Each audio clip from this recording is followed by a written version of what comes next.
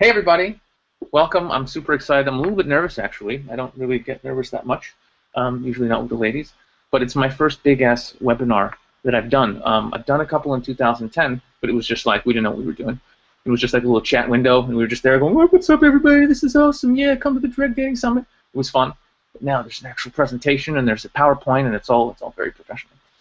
Even though there's swearing and inappropriate jokes, it's as professional as it's going to get, if we'll be honest. So, so thanks for joining me. I just want to say hi to everybody and just kind of chill and get to know each other for a couple minutes, and then we'll actually get into it. So hi. Oh, you see my beautiful face? You're so sweet. Who's here? I think. Okay. So here's what's going on. So Alan is going to be coming in a little bit later on. First, what's going to happen is you're all going to say, "What's up, Sasha Daygame in the chat room?" Then you're going to say, "What's up, Alan Roger Curry in the chat room?" Then you're going to shout out to our friend Johnny Saporno, who's also loitering. Make them feel welcome. Say hi. That's going to make everybody feel happy. All right. So I know there's a little bit of a lag. So I know in a second you guys are all going to do that. And I'm going to be like, yeah. See, there. Yeah, there it is. Now it's kicking off. Thank you. It's nice to see you too. I am a legend. Thanks for that. Thanks very much. All right, so basically, here's what's going to happen. Hello, Luke, German guy. What's going to happen is we are launching an amazing product. I'm super stoked about it. So I'm going to tell you guys everything that I can to get you laid in the next hour. Everything. Literally everything I can. That will happen. There'll be some good tips. There'll be a lot of stuff I learned. I'm going to tell you about my personal story. A lot of you guys know that. Some of you guys don't know that. So we're going to go through it. And I'm going to talk about the product, what's in the Direct Dating Summit Berlin. It's amazing. I think you guys kind of know what I'm all about. This product is sort of my baby. I've been working at these events for years. It's a lot of work. It's not easy.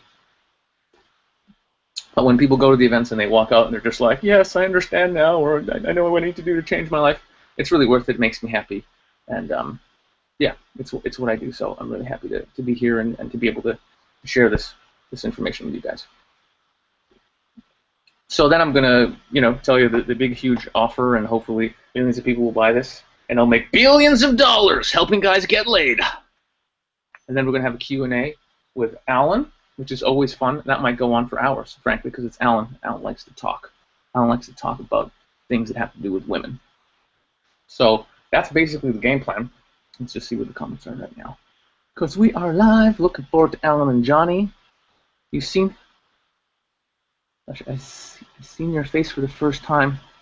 That's a strange comment, which makes no sense. Thanks for getting personal. Well, I'll try not to get too personal. Otherwise, you might, well, you're a little bit early. Hello, Mike, Jules. Look at all these people. This is nice. This is like we're all getting together. It's like all hooking up in a bar for a beer, except we're on the internet and there's no beer. But it's very similar. All right. Shall we kick off, everybody? Are you guys ready? Are you guys ready? I'm going to assume you're all ready because you're all typing stuff. All right. So I'll admit this is my first time doing this, so I'm going to attempt right now to go in and load this PowerPoint presentation so we can get into this stuff. Is it going to work? I don't know. It worked when I tried it yesterday, and that was pretty cool. Is it going to work now? I don't know. Let's check it out.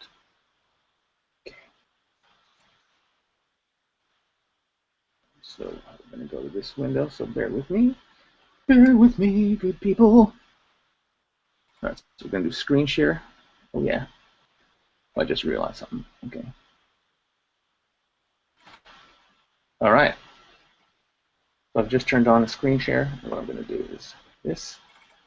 I'm going to load this presentation up. I think it's more personal that you see it loading up. It's kind of nice. Bang! Look at that! That's my classy presentation name. Let me just click the play button. Okay. So, how to bang tons of hot, beautiful girls without being a douche and without spending a fortune. Now, some people might be a little bit upset at this. I'm using the word bang and hot women. It sort of objectifies women. I thought maybe I could change this and make it more PC. And then I thought, nah, I'm just going to keep it the way it is because it's kind of funny. So, let's see what we've got here. I'm a little bit excited here. Okay, so as it's me, Sasha Daygame, and my kind of deal is helping as many humans as I can because not getting laid sucks. That's kind of why I went and put all those videos on the internet. I'm actually going to teach you guys a bunch of cool shit in this presentation. Some of it you might have heard, some of it you might have not heard. Some of it might make you angry. You want to beat people up. Don't beat people up. Use the energy and the anger positively. Okay? So, I'm assuming everybody sees this. I'm going to go to Skype. I'm going to check my messages. There's no messages of people freaking out telling me it's not working. So everything is good. I think we're good here. So I'm just going to kick off. So I'm going to teach you guys the top 5 lies that are keeping you from getting an awesome dating life. And some other juicy stuff. There's probably a billion lies, but the point is, you know, a lot of guys are frustrated because they suck with women. They're not getting what they want out of their lives. And it's not really all your fault. Like, sure, if you're a lazy bum and you're sitting around watching TV all the time, okay, yeah, it's your fault. But a lot of the societal, the brainwashing, the programming that we get from the system, it's set up to sabotage us. It's set up so that we don't succeed with women, so we don't get what we want out of life. It's actually set up so that we basically become monkeys and just do what we're supposed to do and don't really succeed in these areas. And frankly, you know what? Bear with me. Let's just get into the top 5 lies, and then we'll dig right into it. All right. First, quick thing about who's Sasha Daygame. I know you guys know this, but there might be some people joining us who are like, who is this douchebag? Why is he talking? Why does he have long hair? Why is he giving us tips? Who is this guy to tell us tips? So who's Sasha Daygame? Bam!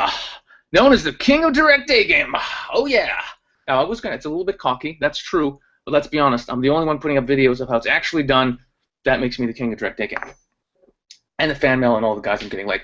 But that's who I am. I've been doing this for a long time. Let's see here. Before I really got into this, I was a professional comedian. So I've been telling jokes even longer than I've been doing this stuff. So for those that don't know, I'm funny. So I've been obsessed with dating signs for probably about 15 years, since the late 90s. Yes, I'm older than I look. I've been helping guys with their dating for about 7-8 years now. So quite a little while, since about 2007. Bam! I spent, yes, way too long flirting with girls, probably over 10,000 hours. I actually tried to work it out, and it was just a massive, massive number if you include everything. So it was absolutely disgusting. I was obsessed with this. Still am obsessed with this, though I think I'm calming down a little bit. So that's pretty much a long time. I've dated some amazing women, often at once, thanks to Johnny Soporno. More on that later.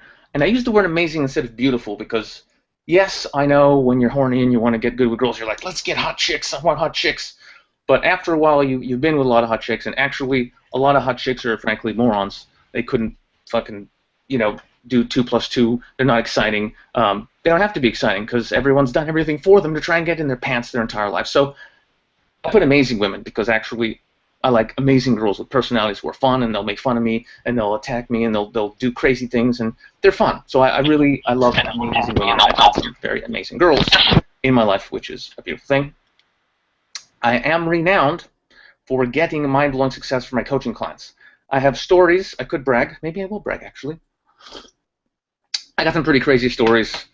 37-year-old virgins going crazy, banging girls, guys who just completely couldn't talk to girls without panicking and running away, then turning into absolute whores, basically. A super AA guy comes to mind. Guys spending a day with me who are virgins and then getting laid that day and then never coming back for the second day and just being like, I'm so happy, I'm going to marry this girl. And I'm like, you're not going to marry this girl. So I have a reputation for actually getting results for people because I like getting people to be happier, and getting them has a tendency to do that. All right. So I'm a professional dating coach. This is my job at this point. I know. I used to be a comedian. Now I'm doing this. But I'm a professional dating coach. I think I'm the most expensive in this particular niche when it comes to life training. I charge a lot of money for my programs because, again, I'm really good at this. So I just want to emphasize that for all the people going, who is this guy and why should we listen to him? People pay me a fortune. Listen to me. I know what I'm talking about.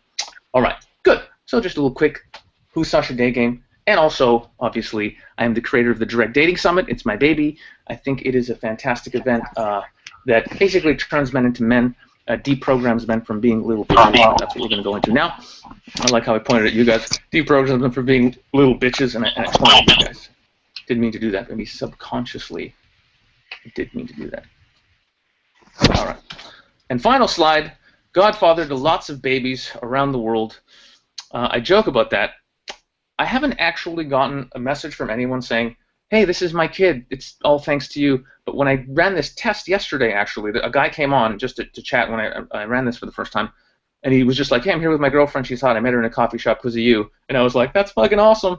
And I thought, I wonder how many babies are actually out there, but I'm guessing it's a lot, so I thought I'd put that in there. All right.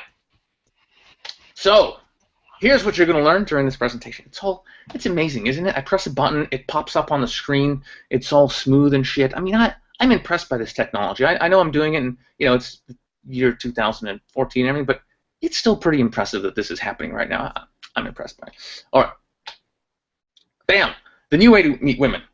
So it's kind of a play on the word new, because if you know me already, this isn't new what I'm going to tell you. It's obvious. But if you're a normal dude, it is very new, because most guys do what? They go and get hammered and meet girls in some fucking club or somewhere, and it's horrific. Getting drunk, it's a horrific way to meet girls, especially because you end up knocking them up and marrying them and being miserable forever. Horrible.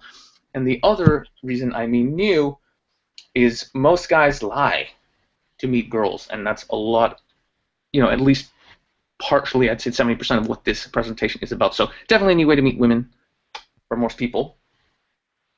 Why being upfront and honest is going to get you further with women than lying. I know it's crazy that you could just be honest with women and get tons of sex. I know, it's crazy. Yes, so here's where we get into the juicy stuff. How to avoid allowing social and societal pressure so you can finally succeed in all parts of your life, not just with the ladies. Again, I'm going to be talking about this control mechanism that is keeping everybody down all the time. It's pretty much the main theme here. So let's get into this. So why is this important to you now? Most dating advice is wrong. I'm sure if you're a clever cookie, you figured this out. It's wrong. It's counterproductive. It doesn't get you laid. It doesn't make you a man. It doesn't do anything useful. Actually, it makes you a little whiny bitch. So that's not useful. You will have a massive advantage over other guys if you actually implement this stuff. Again, average guy's doing what? Nothing. He's trying to make lots of money and get hammered to meet girls in some bar. You're going to destroy this guy. So awesome. You can start getting dates as soon as you internalize these belief systems. And again, I want to emphasize this. These are belief systems. This is a way of being. It's not just like a quick, I'll get into that, but you can get tons of dates. I mean, dates, girls, you name it, you can have it. That's why this is important. Bam! You will learn to get girls without being full of shit, which means this is a skill for the rest of your life. Okay, it's not like you're going to get laid tonight, you're going to get laid tomorrow, you're going to get laid for the rest of your life. Hopefully it's a long time. Kind of important. Next, you can stop wasting your time using other strategies that just don't work and start enjoying your life. I think that's one of the things I hated the most when I was doing indirect poo-poo stuff. Just a waste of time. Horrible. All right, for any of you doubters out there who are like, is this for me? Should I be sitting here? It's Easter Sunday. I could be eating chicken and playing video games. So just real quick, if you're still trying to impress money, using money, clothes, magic tricks, showing off, spending money, I'm sure you're not, because you're one of my people, right? You're on my YouTube channel. You're on my list. You're not doing this stuff, right? I mean, do I have to? No. But if you are, this is definitely for you. If you're still relying on bars and clubs to meet girls, again, if you want to do that, fine. But if you're relying on it as your primary source, woohoo, this is for you. If you want to get a girlfriend or several, this is definitely for you. If you freeze up or don't know what to say when you meet a beautiful woman, we've all been there, this will help. If you are frustrated, have negative beliefs about dating, or anger towards women. Now, I've met some angry dudes. I'm sure we've all met these guys who are just like, fuck bitches, I hate them all, they're all lying. No, it's not the girls. You're letting yourself be manipulated, okay? You're letting the system push you down. I understand it's frustrating, okay? I understand. But if you're having those type of feelings, stick with me here. Stick with me. Trust me. Yes, this is a really important point here. guys always worry. It doesn't matter how many guys I help, how many guys just go out there and start doing really well. Guys are always coming up with excuses like, oh, well, what if I'm, what if I'm too old? What if I'm too young? What if I'm Indian? What if I'm Chinese? What if I'm black? What if I'm just millions and millions of, what if I'm poor? What if I'm too rich? It doesn't matter, all right? It really doesn't make a difference. If you're a man, you're heterosexual, which means you want to put your penis in vaginas, okay? This will work. That's all there is to it. I mean, obviously, not like magic, like you have to do work for it to work, but it doesn't matter. I've had a 53-year-old bald monk with like missing teeth, who basically learned this stuff, got a 23-year-old Chinese girlfriend, okay? I've had dudes who were literally, running off to McDonald's to shit because they were terrified of approaching girls, turn into basically fucking stud muffins. All kinds of Indian dudes who looked Indian, had the thick Indian accent. Everyone's like, I don't understand what this guy's saying. Still turned to a fucking whore. I don't want to be racist and be like, they all have the funny accent. I'm not saying that. I'm actually in Korea right now as this is going live. And one of my ex-students is here. He's a British Indian guy. He was he was horrific. He couldn't talk to anybody. This was in 2010. Now he's a whore. That's all I'm going to say. He's a whore, and he likes Japanese girls. He knows who he is. All right, let me have a sip of water, and we're going to kick this off. Bam. Now, quick house rules. Don't be a douche. All right, that pretty much sums that up. I want to make a quick confession here. I'm pretty honest, so I'm just going to be honest here.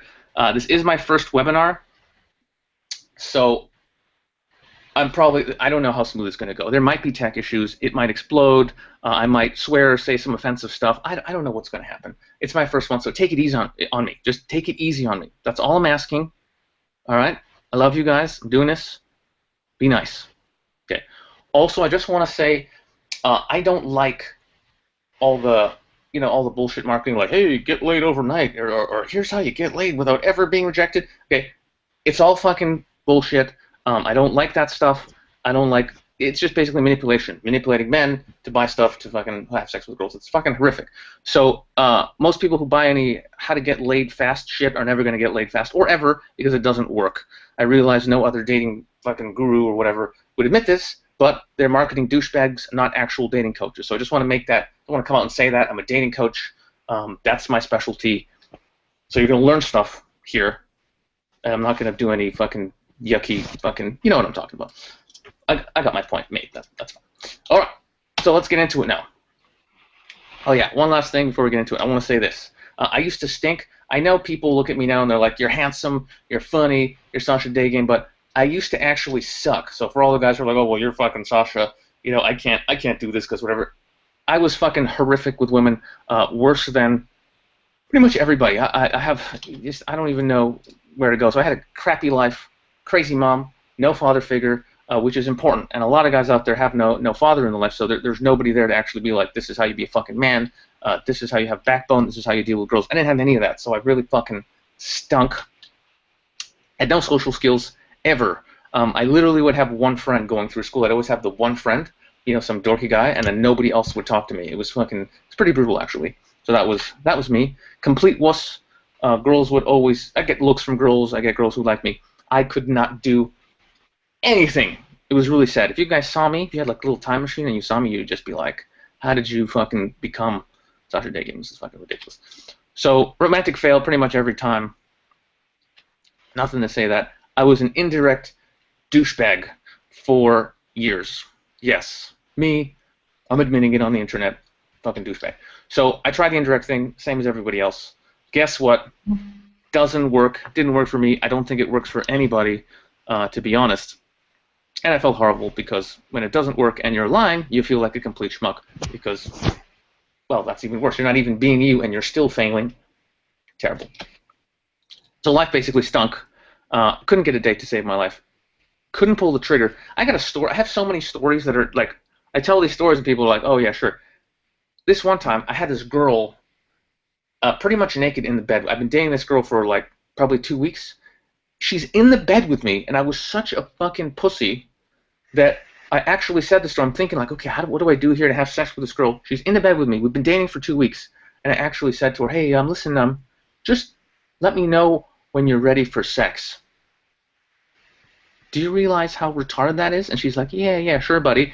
Broke up with me a few days later and then started banging this little short guy, who she's still with, I think, now. Anyway, just horrible, horrific. I have stories that will make you cry. I don't want to go into them because they're fucking depressing. I just don't want to go there. I spent hundreds of dollars on hookers. Yep, pretty much just came out and said that. At one point, I remember when I was pretty young, I would go out every night and bang a hooker. And in fact, I had a 2-week streak where I just banged a different hooker every week. It was fun at the time, but pretty sad in retrospect. So pretty bad. Here's the low point, and this is pretty much going to be the low point of the presentation. I bought an ex-stripper a car. Yeah, there's no way to really. I bought a stripper car. I was friends with this girl. She was hot. I had absolutely no fucking idea what I was doing. I was needy. I didn't love myself, and I bought a woman a freaking car to try and get laid. Guess what? Didn't get laid. Haven't seen the money yet. Either. Life sucked, even though I was loaded. Now, this might be confusing. I actually inherited some money when I was younger. So I was loaded, okay, and I still couldn't get laid. Good-looking guy, funny, loaded, still couldn't get laid. So for all the guys who are like, you gotta have money. Yeah, doesn't fucking matter. All right. I get sad even thinking about it. So, of course, it was a juicy turning point for me. Bam! As you can imagine, I decided to figure this shit out on my own and hit the streets doing Daygame epically around 2007, going out for 16 hours a day, getting home at 4 o'clock in the morning, sometimes longer. Just all the time, like a maniac. I don't recommend doing that because, well, it tires you out and it makes you a little bit strange, and you really become, it's a little bit much, to be honest. However, I went through it. It was good, and after spending a lot of time in field, I realized, obviously, the way forward is actually doing authentic game, right? Actually being honest with women. So for the first time ever, in about 2007, I was like, all right, let's just go out there and tell girls they're good looking.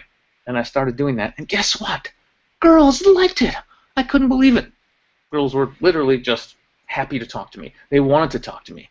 They were flirting with me. They were giving me their number, and all I was doing is pretty much just telling the truth and just not being a fucking bitch about it. So that was amazing, and that was a huge turning point for me. And I'm sure for all the guys watching this who've seen the videos that I put out there and they've tried this and they've actually gone to girls and just being like, yo, you're fucking hot.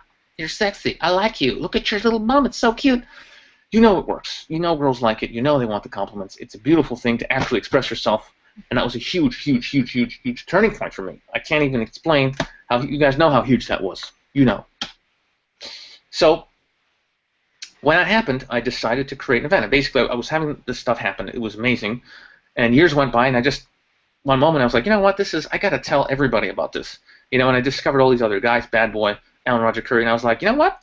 There's other people preaching the gospel, the truth, you know, that you can actually just keep it real, be a fucking man, and not make excuses. And I decided to spread the word, and the Direct Dating Summit was born. The motherfucking Direct Dating Summit.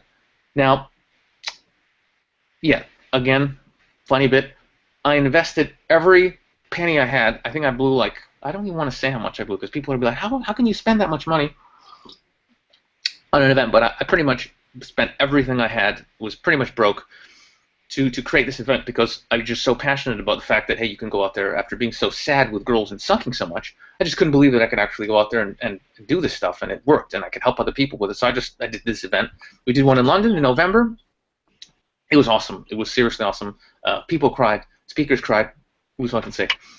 And yeah, I just sort of realized in that moment, I was like, this is my purpose. This is why I'm here. You know, for most of my life, I was actually obsessed with doing stand-up comedy, right? I was just like, I gotta be the best comedian, I gotta be #1, actually to an annoying degree because, you know, I was always trying to be the funniest guy in the room, always trying to prove that I'm #1, and truthfully, it was because I didn't really love myself. I didn't really truly feel comfortable with who I was. So I was always doing that, and so I was obsessed with becoming super famous.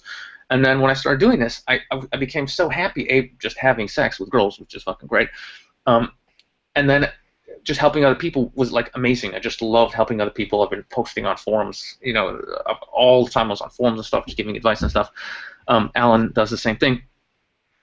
And And it was just amazing, and it was like a new calling. It was just like being reborn. Where I'm like, oh my God, I don't have to be obsessed with comedy. Comedy's great, but hey, I can do this. I can help people. It was amazing. And actually, it took a really long time, but I sort of, it really, really changed who I was this whole process. You know, it really made me accept myself by giving and helping other people. I just started really loving me, and Johnny Sporno actually helped me with that massively, and I'll be talking about that just in a few minutes. So, yeah, so I really became comfortable with my mission, which is spreading the truth, the gospel of Daygame. So let's get into it. Let me get into some juicy stuff. I just wanted to do that because I thought it would be good for random people coming in and going, who the fuck is this guy? So there is that. Let me have a sip of tea. Mmm. Delicioso. Delicioso. Let me hang on. Let's do one thing real quick. Everything's working. Good. None of my team members are yelling at me that we went offline, so this is good. If we haven't gone offline, this is going according to plan. All right? So let's get into these 5 lies that are basically fucking men over all across the world, all right? Are you guys ready to not be fucked over anymore? Are you? Because I'm fucking ready. And I'm going to swear. That's right. I know I'm swearing. I don't give a fuck, bitches. All right, here we go. So lie number 1 is you're free, okay? This is a really beautiful lie because everyone listening to this right now thinks they're free. Unless you're like in Saudi Arabia or, I don't know, some other kind of dodgy country. You're like, oh, yeah, maybe not so much, but if you're in the West, you're sitting there and you're like in Los Angeles, you're like, yeah, bro, I can do whatever I want to. Yeah, no, you can't. You are not free, okay? We are absolutely controlled. The information we get controlled, the beliefs that we have, the beliefs passed down by our parents and everyone you know, and everything is bullshit, okay? Everyone here knows all kinds of programming that is keeping us down. This lie fucks you over. But let me just get through the lies quickly, and I'm going to break into them a little bit more and go into detail. Okay, so you are free. Lie number 1. Men are sexual predators. Approaching women is wrong. Sex is wrong. Know anyone who has those beliefs? You need money to get sex. Cha-ching! Nobody feels that way, right? Nobody would use money to try and get laid, would they? Because that would be immoral. Next, you need to lie to get sex. Who would do that? Who would do that, people? And finally, women want nice guys. Yeah. Yeah. Okay. Let's get through these in order because I feel a rant coming on. I feel 5 rants coming on. So let's just get these. Lie number 1. You're free. Okay. So this is basically the greatest lie ever told. What's so sneaky about this lie is the best possible slave in the world is somebody who thinks they're free and doesn't even realize they're trapped, aka, ever seen The Matrix? Because you don't actually try and escape. You're just like, hey, everything's fine. You go to work, you work your ass off, you do everything you're told, and you think everything's cool, when in fact, no. People are using your ass to get what they want, and meanwhile, on the back of your happiness, or lack thereof. So, this whole belief of, hey, you're free, it's a free country, do whatever you want to, it's really, really devious because it's complete bullshit. Everything, the information you see, controlled. The inventions that are allowed to come out, controlled. All your beliefs, everything passed down from your parents, everything about dating. Just every single belief people have about dating, complete bullshit.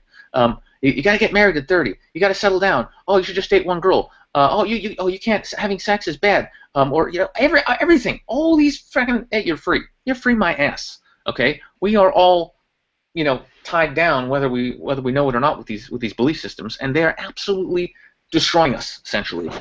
Now, it's very sneaky to make us believe we're free because it makes us responsible for our own suffering. You just kind of go, well, I'm free, and I'm unhappy, and I'm working at this horrible job with horrible conditions, and life is shit. But you know what? It's up to me because I'm free. So come on, it's a big fat fucking scam, and it makes us blame each other for our unhappiness as well.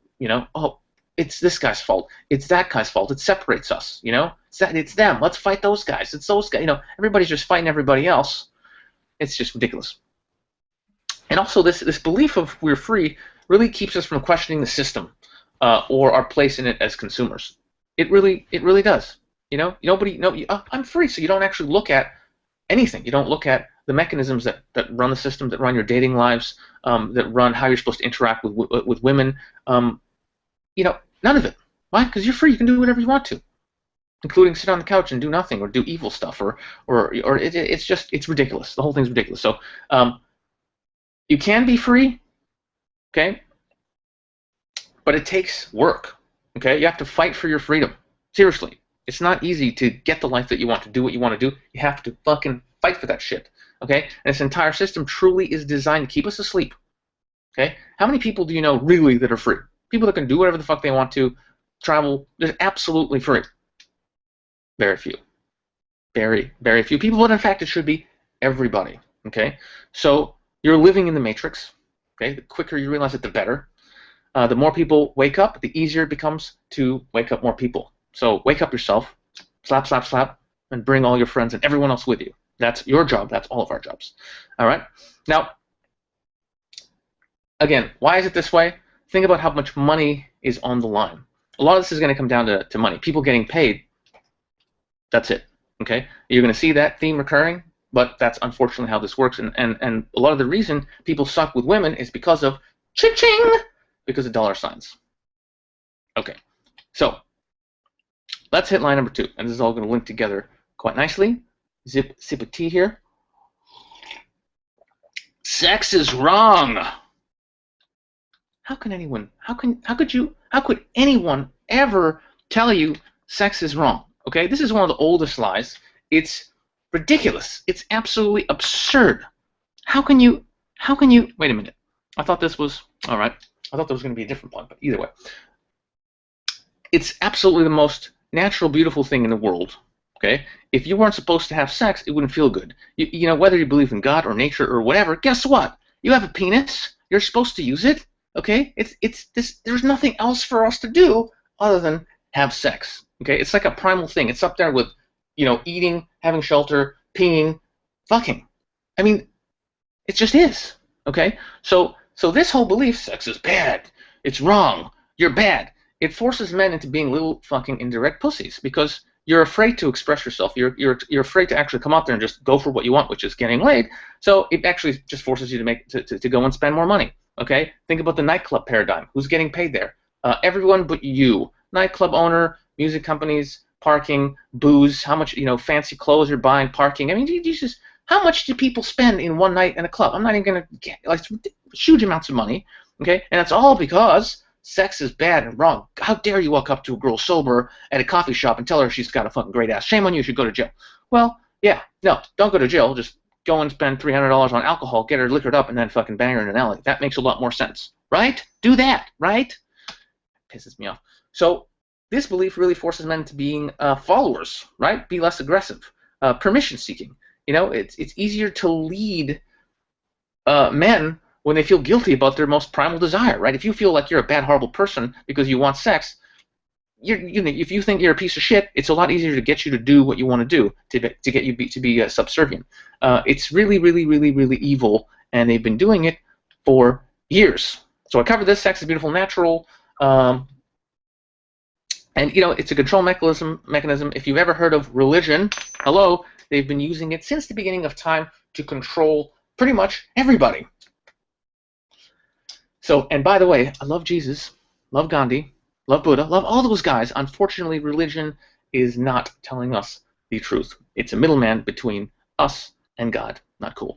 All right, so being in control of your sex life regains your masculinity, makes you much more free, more powerful, more of a threat. And I want people to really realize this. When you can go out there and you can actually go and pick up a girl, go and have a conversation, do what you want to, you feel like a fucking man, which is awesome, right? You're a fucking man. That's what you are. You're a real fucking man.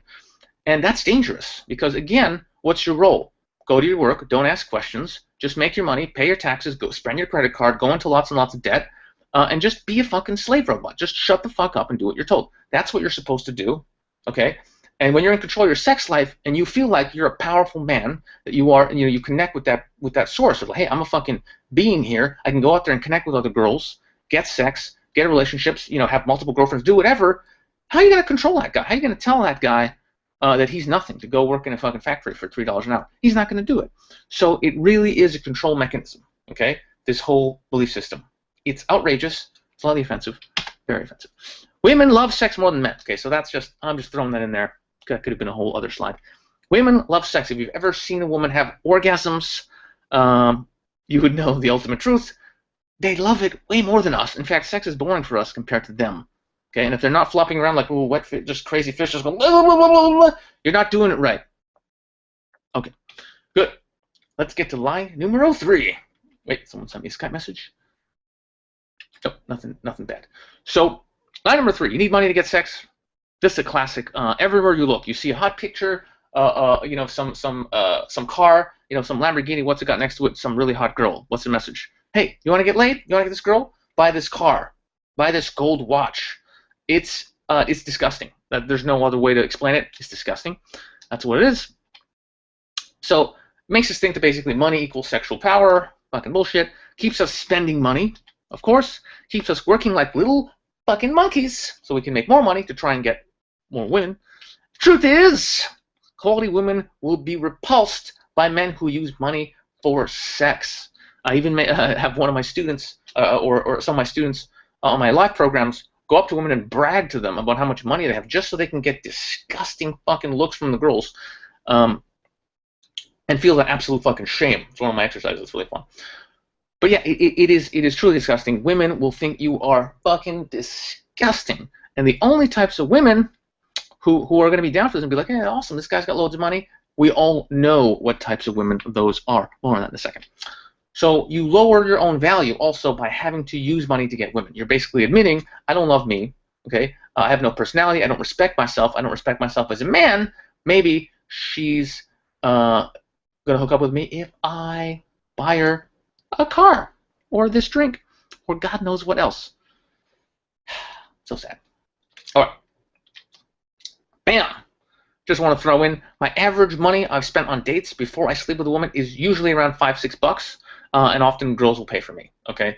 So, and this is there's no exceptions here. You know, I've had some women where I clearly knew that they were, you know, looking for a cha-ching, and I got rid of those girls. But all the other really cool ones I hooked up with, I never really spent any money more than just a cup of coffee. Initially, once I'm sleeping with girls, totally fine. But you really don't need to spend money on girls to hook up with them. You don't. I know it's hard. I know every message in the world is like, you gotta have money, but you don't.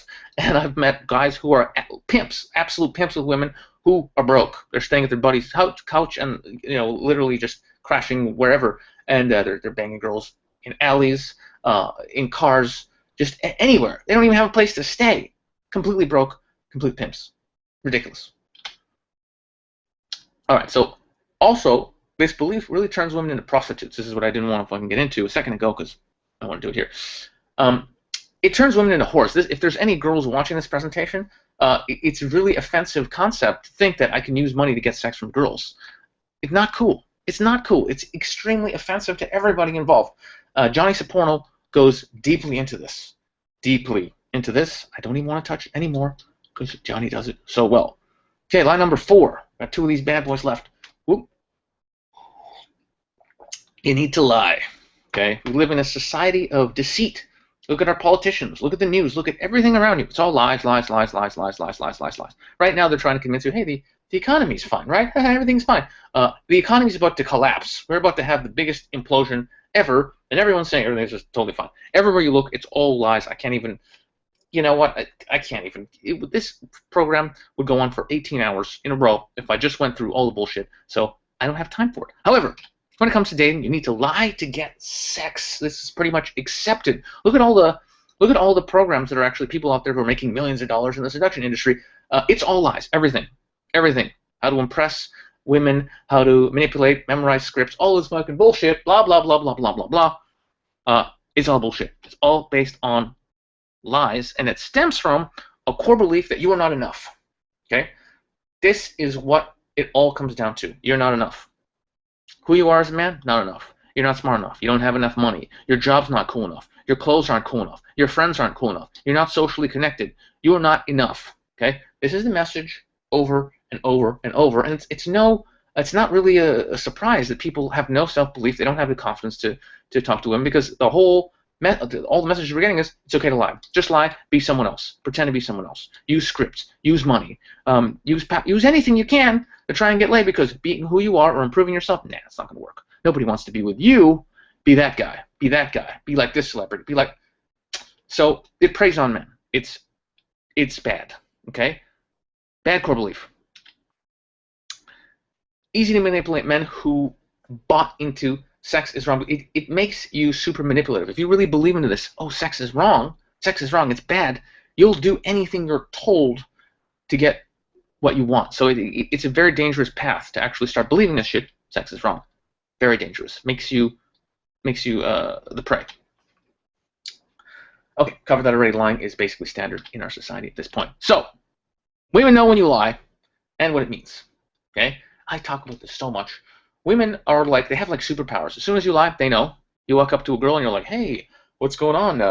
And then you say any lie, you try and show off in any way at all to impress her. As soon as you do that, she knows what it means. It means you were not impressive. Okay? It's one of my little cute sayings. Those who are most impressive do not need to impress. Simple and yet so powerful. So women know when you lie, and they know what it means. It means you don't actually love yourself. You're not actually enough, and they don't want to be with someone who doesn't believe he himself is enough. And the only women that will are the ones who will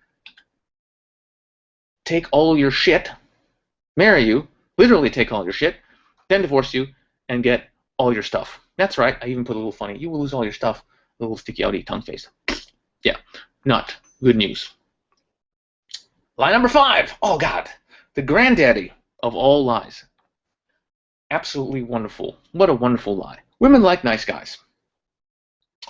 Pretty sure everybody listening to this right now is going, fuck you, society. Where to begin?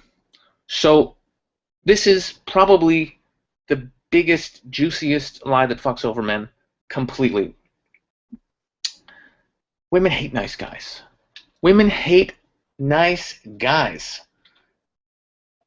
Nice guys destroy all attraction. As soon as a woman knows she can walk all over you, it's done. Okay? What women do is they need to test you to see if you're actually a man who's strong, a man who has control of the situation, a man who has control of himself. They'll test you. Okay, so they'll always give you a little test. They'll always be like, all right, I'm going to do this. I'm going to do that. They'll try and piss you off. They'll flirt with your friend. They'll always do something like that.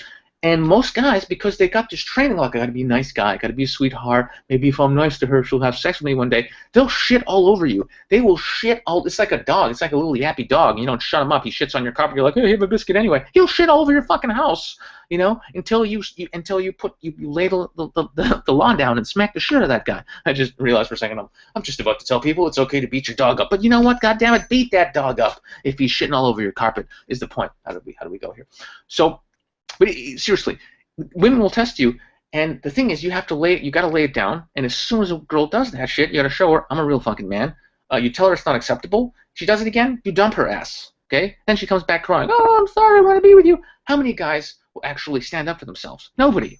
Nobody, because they're fucking pussies. Nobody's actually explained to them or taken them through it. They've never had a father figure. They've never actually disseminated this absolute fucking bullshit of you got to be a nice guy. They haven't woken up and gone, oh, this is actually fucking bullshit. Okay? It's horrific, and it makes guys absolutely passive and easily controlled. That's what it does. You're just a little controlled little monkey, and that's all there is to it. You're not going to be happy ever.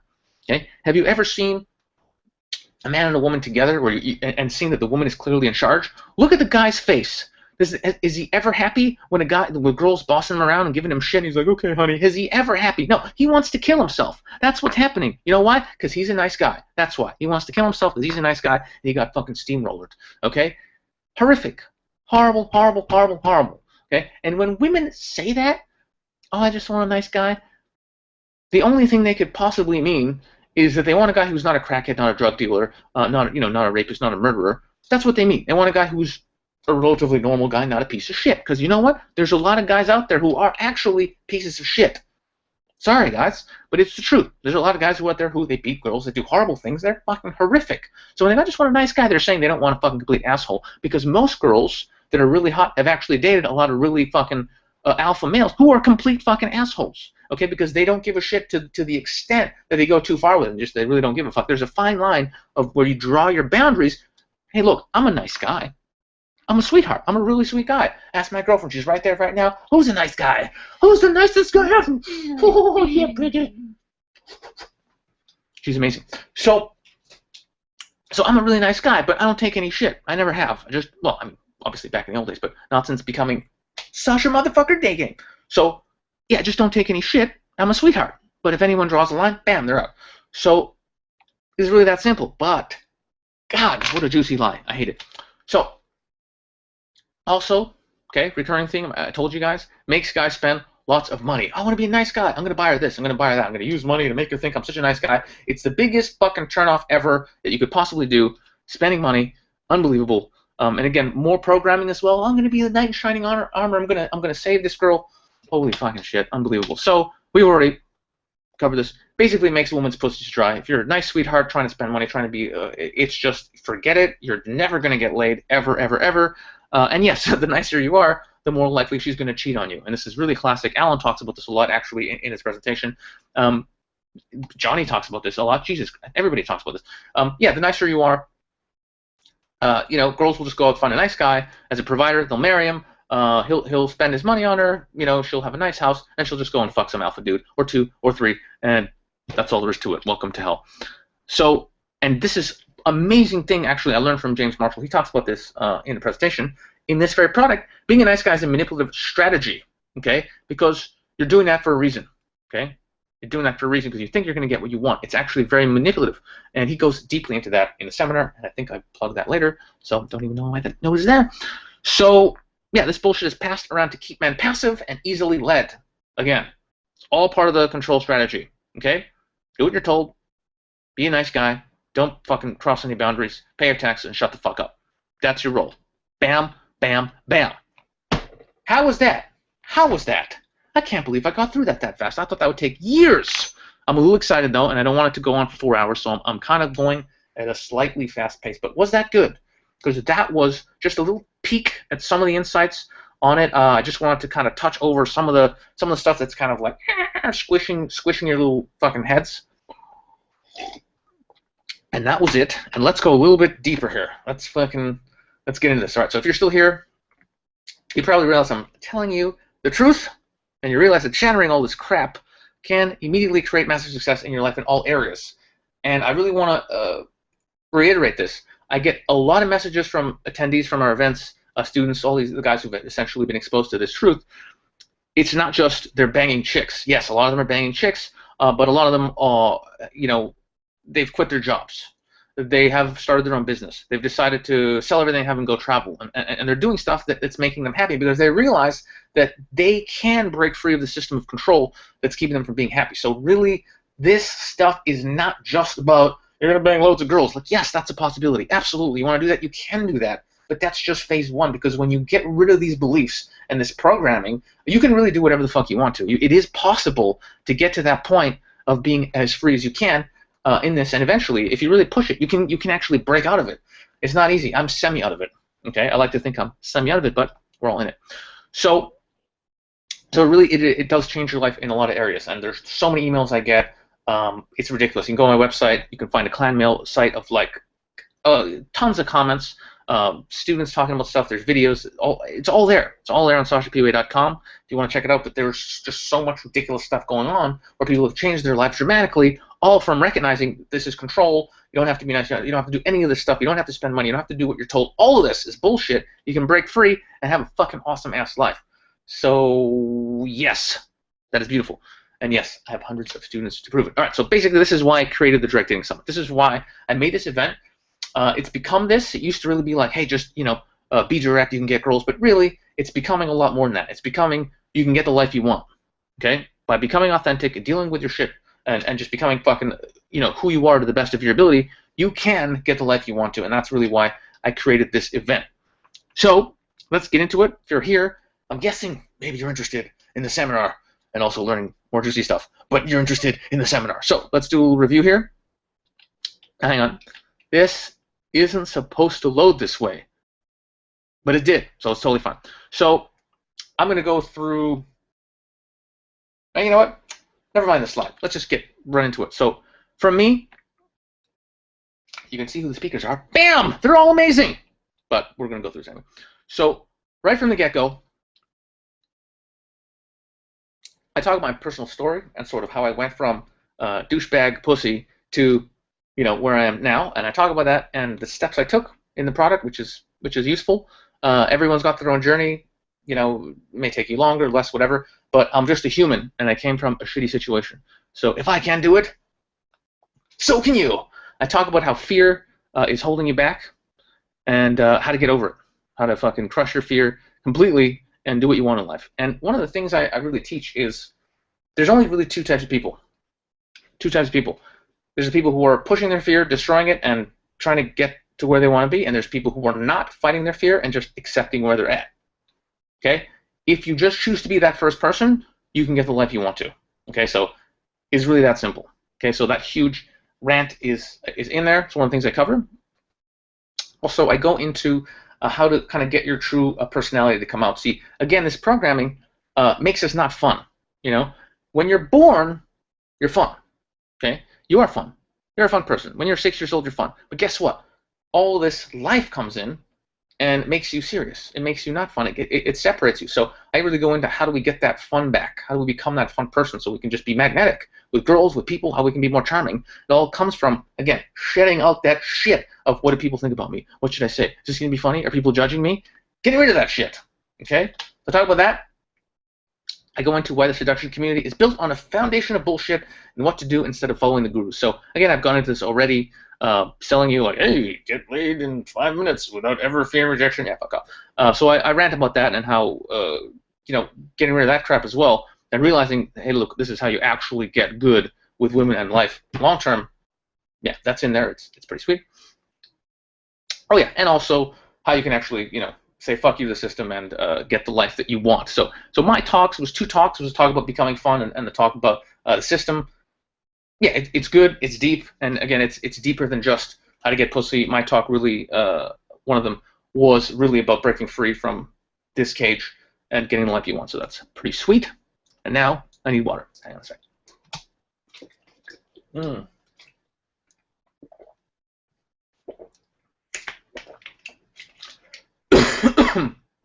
Tasty. I drank water too fast, everybody. How good would that be if I just croaked right on the internet, Piggy? Can you imagine, Piggy? I wouldn't come and help you. You just wear makeup. That's funny. She's a good girl. So Johnny Saporno. Oh my God. So it really makes me happy when people tell me that they didn't know about Johnny and they heard about him from me, because Johnny's fucking awesome. I met him in 2008. Johnny blew me away right away. I saw him speaking at another event, and immediately I was like, oh my God, this guy's different from everything I've ever heard. Real, listen to this guy's like being on drugs. Really, really like being on drugs. And I hung out with him, and he actually, I ran up to a girl in Amsterdam, and I was like, hey, what's going on, sexy lady? And I started, you know, gaming this girl. This is back in like 2008. And he just stood there, and he basically stole my girl, and she was more interested in him, even though I was talking to her, and basically like she wanted to talk to him, and I couldn't understand what happened. And years later, I got it. And what it was I was trying too hard because I really, again, hadn't accepted me, and Johnny is fucking comfortable with who he is. He loves himself, and it just radiates. So it's one of the biggest things I got from Johnny is that he really made me accept myself, who I am, and just got me really comfortable with being me and not making any fucking apologies. So, yeah, I mean, seriously, amazing, probably the most amazing thing I got from Johnny. Johnny really gets women. He's hooked up with like billions of girls. So he really is also the one that showed me how to really make women feel appreciated, how to really connect with women. So I got that from Johnny. Just amazing, right? Like the only guy that's not interested in hearing that is the guy who's like, I just want to bang thousands of girls and fuck all these bitches. Yeah, then you don't care. But if you actually want to get a girlfriend or several girlfriends and have real emotional connections with women, Johnny Saporno and what he teaches is just, you got to hear it. It's, yeah, just amazing. And certainly he will make sure you never feel guilty about having sex again. Trust me, that just goes away. In the presentation, Johnny shares 2 simple rules that allow you to have relationships with as many girls as you want without drama or stress. Again, I felt guilty about this before. I was like, well, I'm dating this girl, and I want to try and have sex with this girl. Those issues went away after I hung out with Johnny. And I have, on more than one occasion, you know, been with, like, hung out with 2 girls that I'm actually sleeping with, right? And they know that I'm sleeping with them, and I'm just like hanging out with them, like, oh, I love you guys, and I'm like, I love you too. And that's all possible because I just removed all the jealousy, all the possessive stuff, everything that basically, you know, all that stuff that makes marriages fall apart, all that brainwashing that just absolutely destroys the ability of 2 people to actually be together for a long, long time. That, again, belief of like, hey, you have to marry someone and swear to God that you're going to be with them forever. Fucking retarded programming. Johnny shits all over that programming. I mean, yeah, there's no other way to say that. He absolutely destroys that, and it's unbelievable. Like this seminar, if you just see Johnny stuff, you would just, if it was just Johnny, and you'd be like, yep, that was awesome. That was awesome. It's just that good. He also covers some core beliefs that there are no sluts. Okay, I think that kind of goes without saying. There's no sluts, just girls who are out for a good time, and he really puts that vibe across. Johnny talks to people, girls, and they're just like, yep, this is cool. He's so comfortable with himself, he could just fucking hooks up with chicks. It's great. And obviously, Johnny's kind of a threesome expert, I would say, and he tells you how to get into threesomes while being completely honest. And yeah, so a little bonus there, threesomes, pretty fucking sweet. But yeah, dude, Johnny, I mean, you guys saw that clip I put out. It just, speaks for itself. Ridiculous. All right, so Mr. Alan Roger Curry, who is listening to this right now, I hope, he is always at our Juicy events. He was our headline speaker at the original event we had back in 2010. I was so happy to actually get him on the event. I didn't know if I could get him because he was like a real. He wasn't just like a like a PUA dude. He was a book author. I read Mode 1, years ago. If you haven't read it, I don't know what planet you are. Just have no idea. But yeah, I was so excited when he actually was like, yeah, I'll come down. And of course, he didn't want to come down because most people in the industry are just douchebags and all the manipulative. He was just like, this guy's a PUA. He's going to be a dick. But actually, once he figured out what I was up to, he came and spoke, and it was just wow. All the events, Berlin, London, all of them. It's always amazing. He speaks, people's mouths drop open, and your head explodes. He tells these just ridiculous stories about hooking up with girls and getting blowjobs and banging chicks all over the fucking place. Places that aren't supposed to be used for sex, and quicker than you're supposed to ever have sex with girls, and by being completely brutally honest and not giving a shit what people think about you, i.e. not buying into social programming. So just unbelievable, and it's all he's very, very strong verbally. So he will say shit that will just blow your mind, and yeah, he literally gets to a point where he's talking with girls that he just met about sex very quickly, within 5 minutes often, and yeah, just ridiculous. Like some of the stories he tells, you think he's making them up. He's not making them up. I've hung out with a guy, and I've seen him do this stuff myself. So it's fucking legit. But yeah. Always amazing to watch him. So yeah, so while if you're running out of stuff to say, a lot of this is a big problem for dudes. He gets into that, so you can actually have easier conversations. Covers why you will never have to lie, show off, or feel bad approaching women again. This is covered by me and Johnny as well. But yeah, I mean, seriously, the power of direct is fucking epic. Epic, epic, epic. I hate that guilty, dirty feeling when you're just trying to, like, you're talking to a girl and you're like, I just want to fuck you, but you're like, yeah, so anyway, you seem like a really nice person. Holy shit, I just want to take a gun and fucking shoot myself in the face. You'll never have to have that feeling again, ever, ever, ever. No lying, no feeling bad, just fucking being upfront with girls and telling them what is actually going on through your head, which feels amazing. In fact, you will feel good being rejected by women. I know that sounds ridiculous, but actually, me and Ellen both enjoy rejections, and he actually goes into that in the product as well. So you will never again feel bad about saying what the fuck is on your mind, and it is amazing. Amazing. So Alan Roger Curry, just epic, and we're going to be with him shortly answering questions, which is sweet. And that brings us to Mr. Steve Pavlina. Now, again, I remember when I thought I should get Steve Pavlina on the event, I was like, I can't get him. He's got one of the most successful blogs on the internet. He gets millions of views. He's not going to come to, and he did, which is amazing because he's a cool dude. So he's a self-help guy. He's not actually, he does, self-help stuff. He's, that's what he does. He's not like a, PUA dude by any stretch, but he's awesome. He's just, he is into the women thing. He's into self-help, starting business, blogging, everything. He's just a dude who has his shit together. Really cool dude, really sweet guy. And on the event, he goes through some simple rules on how you can just succeed really fast at doing anything while other people are going super slow. So just basically, how the fuck do you succeed quickly? Okay, so he goes into that. Awesome, works for women, works for anything. You want to start a business, you want to do anything, fantastic. He's kinky. Okay, so he goes into how to stop hiding your dark, twisted kind of kinky sexual fantasies and become who you really are and have women flock to you for. So basically, how do you actually put out the message of what do you actually want sexually and how to find those girls. I remember listening to this and it was fucking unbelievable. I don't want to say it because it's his presentation and it should come from him, but holy shit, when I heard this, I was just like, yes, fuck yes, this is how you actually attract and get exactly the girls that you want to you. And I was talking about this, and I've actually quoted this thing in like to my list and other people, and it's just great. So super awesome. And also, if you get to the point like me where you've approached millions of girls and you're getting tired of it, and you're just like, I just want to have sex with girls, I don't want to have to talk to any more fresh girls. Steve will show you how to get into social circle stuff. So, and if you don't know, social circle game is basically where, like, you meet people, you know people, you have social contacts, and through them you meet girls. So he goes into that, how you can do that, and it's beautiful, and that's actually a wonderful way also to meet some ladies. Okay, so we'll cover this point here. Yes, he also goes into how trust, love, and power are extremely relevant when it comes to getting threesomes, open relationships, and just again overall succeeding in life. This was really deep stuff. I can't even. Yeah, it's just awesome. And the secret to eating blueberries off women's nipples is also covered. Definitely, you're gonna have to see this seminar for that one. Okay, Mr. Bad Boy. Holy shit! Now this is the guy. I'm so excited. This is the guy who I first heard when I was like, hey, I could try direct. I was an audio program, and I was listening to it walking around London, and it blew my head. I was just like, really? You can just go and tell people they're all right? Yeah. And I tried it, and that was my first experience with it. So Bad Boy, huge part of my journey.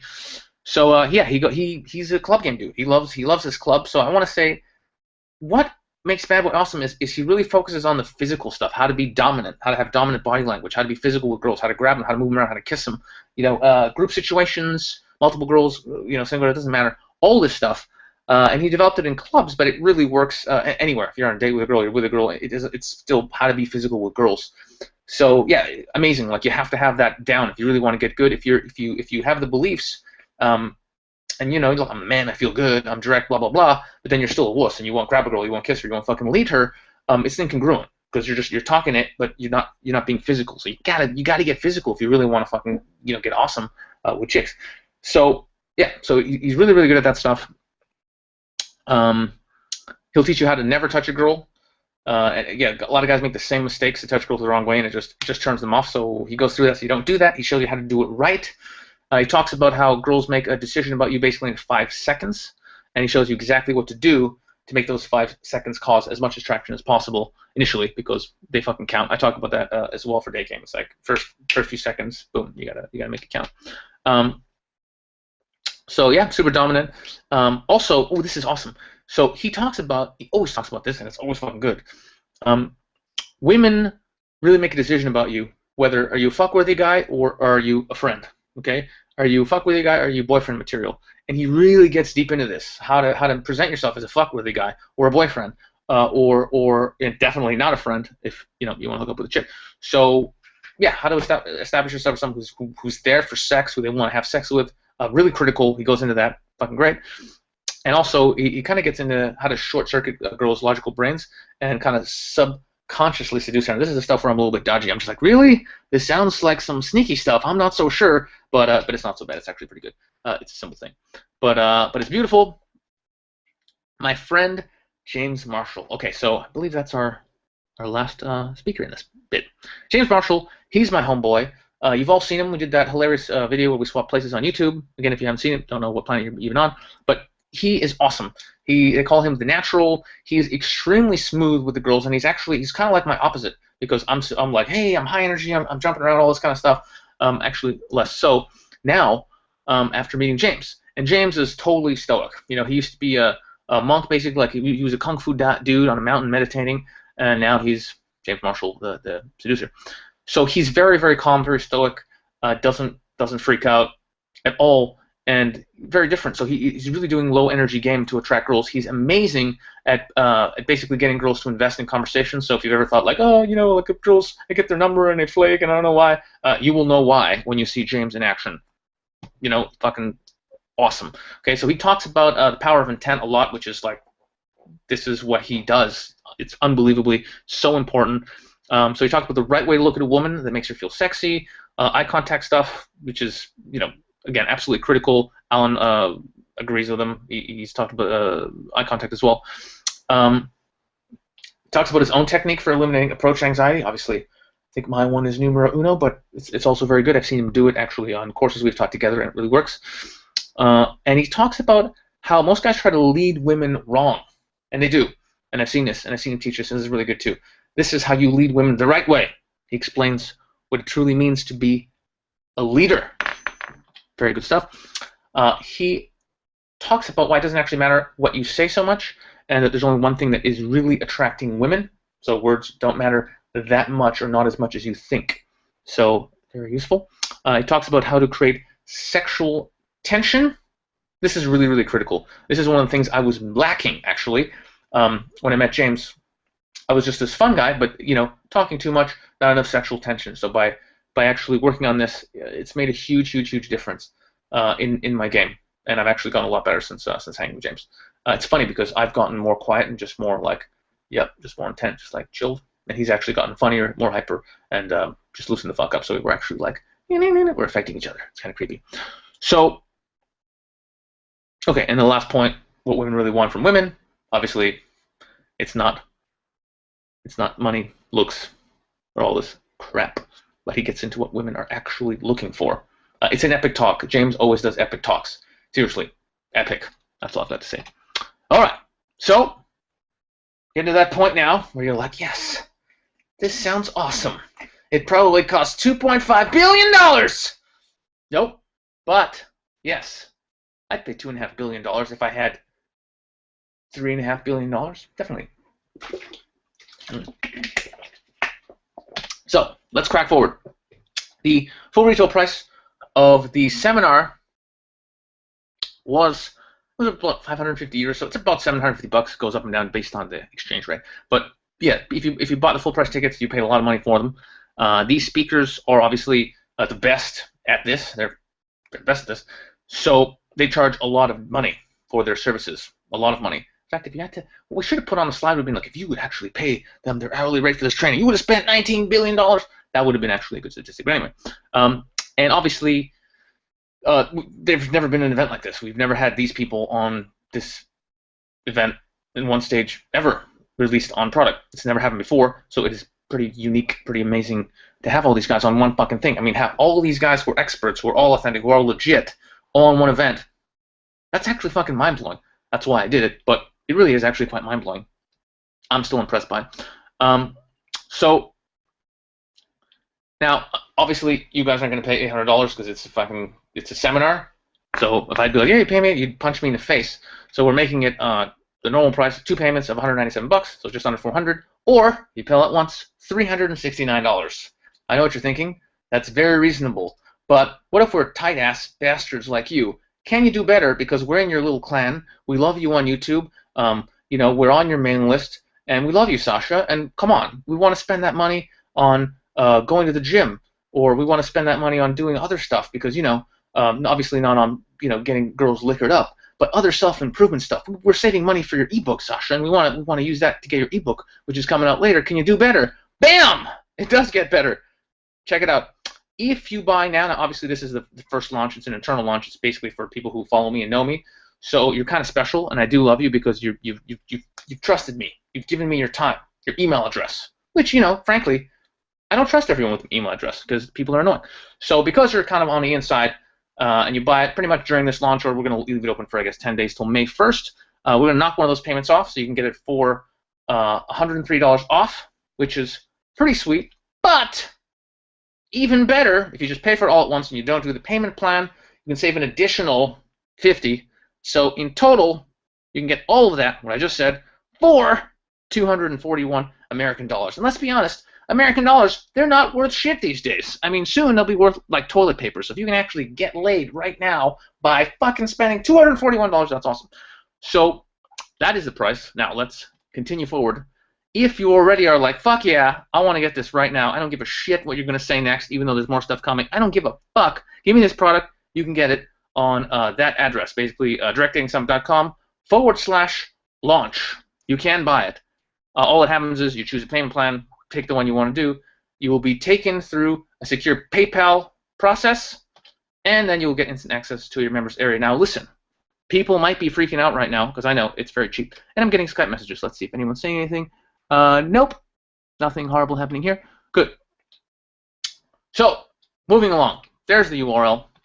Now, I know what you're thinking. Sasha, You've been giving us all this value for years. You know, you all these videos. You're getting us laid. You're not even taking our money, but we're stingy Jews. Can you give us? We know you're a Jew. We're Jews too. Can you give us something else? And to that I say, fuck you. That's a great deal. But all right, fine. Yes, it'll be better. So, oh yeah, that's right. Check this out.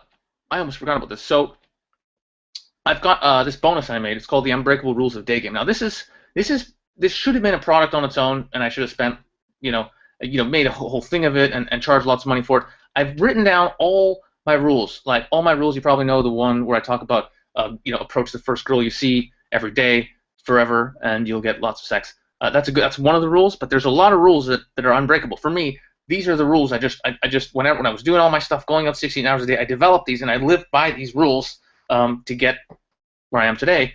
And they're fucking amazing. So it's a bunch of videos and it's a PDF, and I go through all of them, everything, okay? And I'm pretty sure if you just do these rules, you would be fucking awesome.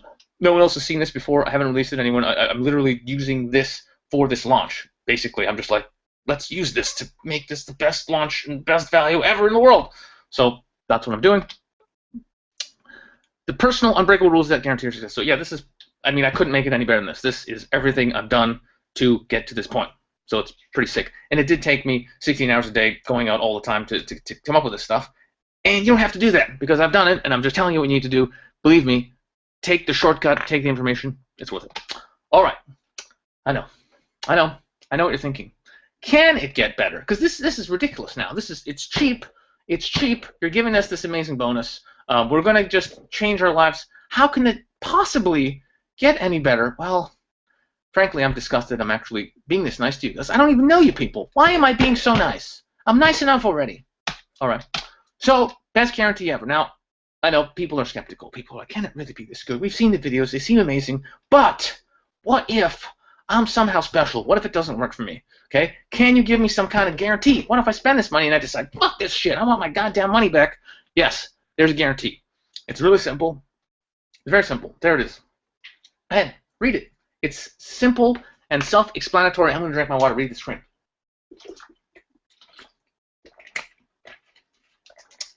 Yes, it's that simple. If you don't like direct dating someone in Berlin for any reason at all, just send us an email saying, I want my money back. And we'll give you your money back. No questions asked.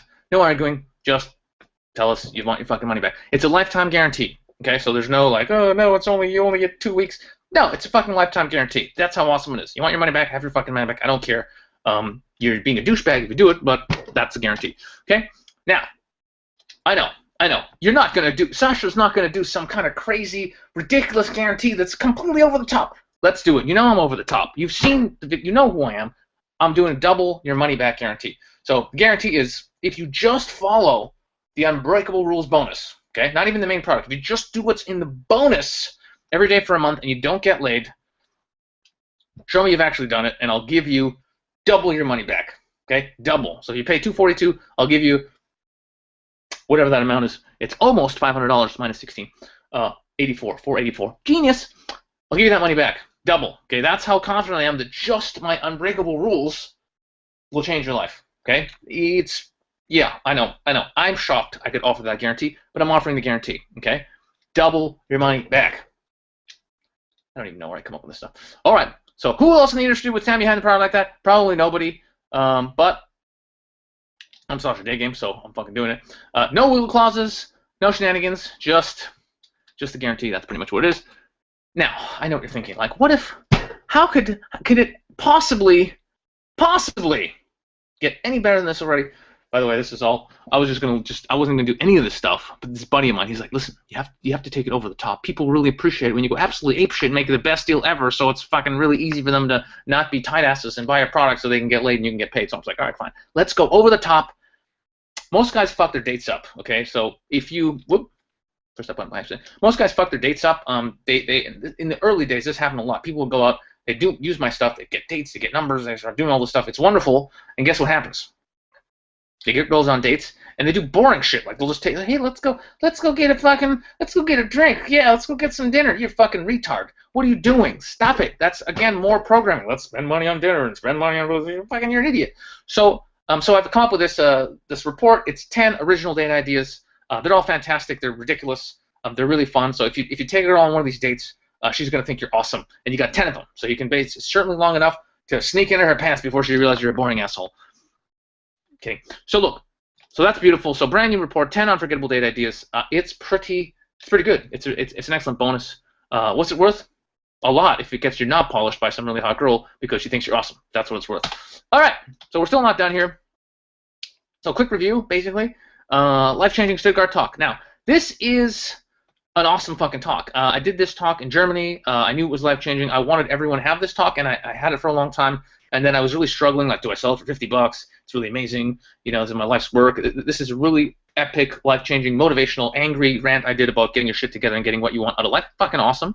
And in the end, I just was like, I want everyone to have this. I made it really cheap. I started selling it for $9. I've had people send me donations of $50 for this talk. I've had guys just go, here's $50 because it changed my life. So is that good? So I'm going to throw this in. I know a lot of you guys have this already because a lot of people bought this talk. But if you don't have it, I'm just going to throw it in there because, again, I want you to have it. It's really good. Just I'm throwing that in there. If you don't have it, it's a fucking great talk. Throw it in because I love you guys. Piggy, can you come make a cat sound? No, just come over here and just make a little cat. Come on! She's not wearing makeup. See? Programming. She's beautiful anyway. She's fucking hot. I'm not wearing makeup. I don't want to come in the... I'm going to spank you for that later. All right. So we're still not done. I didn't know that. I thought that was it. What's going on? Oh, yeah, that's right. One last thing. I'm going to do a live Q&A. So we're gonna chat to Alan right now about questions about the product or general stuff you want to talk about. However, I'm going to do a live Q&A where you can ask all detailed questions that you want to and have them answered about your specific situations. What we're going to do is after this launch is all done and it closes and it's all over, we're going to do a big fat Q&A live with everyone who's seen the product. So this is after you've seen everything, you bought it, you've seen it, it's all awesome. And then we're actually going to answer everything you could possibly imagine. It's going to be fucking long. It's going to go on forever. But it's going to be really fun. So we're just throwing that in there. If you have personal stuff, you know, you really want it answered, I'm going to be there. Alan's going to be there. And probably I'm going to get in some of the other speakers too. So if you have specific questions, we're all just going to do a big fat fucking webinar to talk to the guys who support us and have bought this product and are being awesome. So that's pretty sweet. So recap. 15 hours of DDS recordings.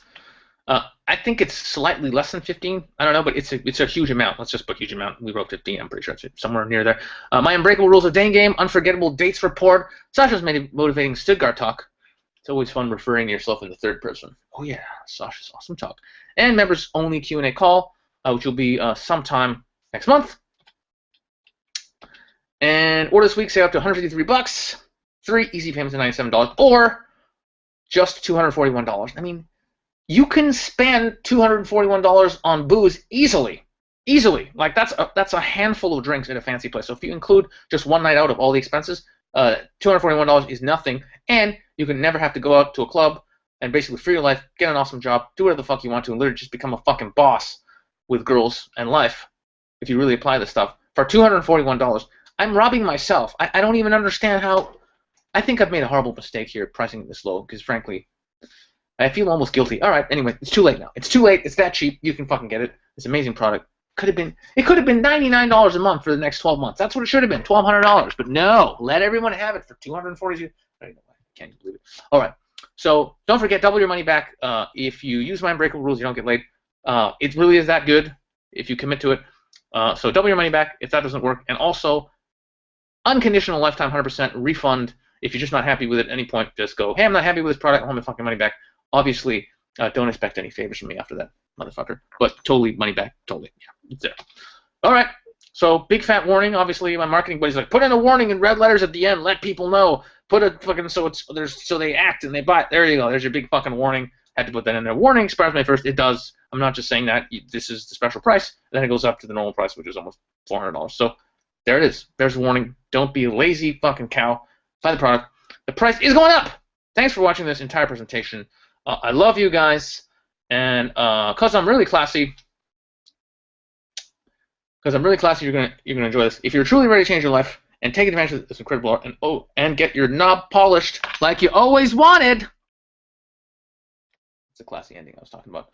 Then get your ass over to the URL directdatingsummit.com/launch. That is pretty much the end of this motherfucker.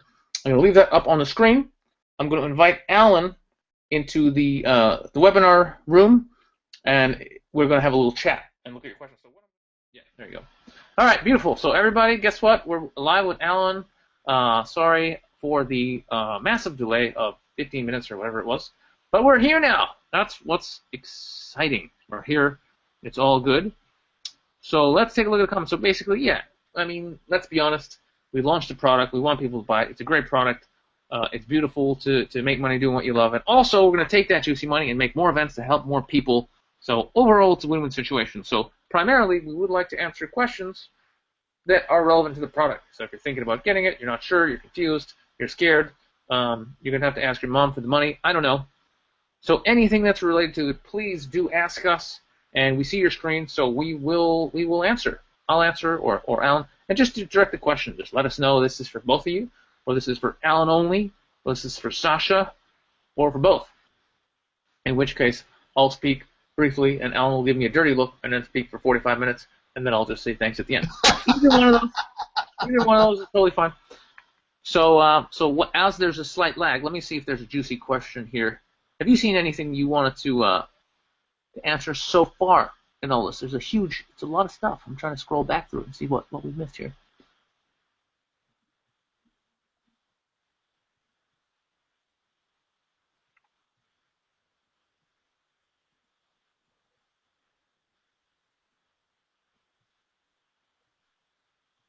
Okay.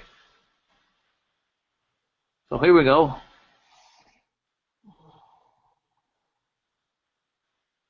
Why is UD called DDS Berlin? Okay, that's a question I can answer very quickly.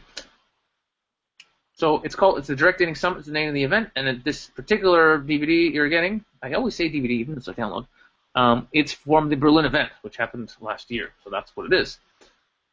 Is there a way to pay with a credit card? Yeah, so when you go to buy it, it asks you for your login on PayPal, but there's a link right below that just says, click here if you don't have click here to use your credit card, or click here if you don't use PayPal. Click on that link and you can use it. If for whatever reason it doesn't work, you can always just email me. Actually, the first person to email, chris@sashapway.com, and he will deal with tech issues for you. That's his job. He's online right now, so if anything goes wrong, you can do that. Ooh, here's a nice question. What is the next DDS going to be, and what's the price going to be?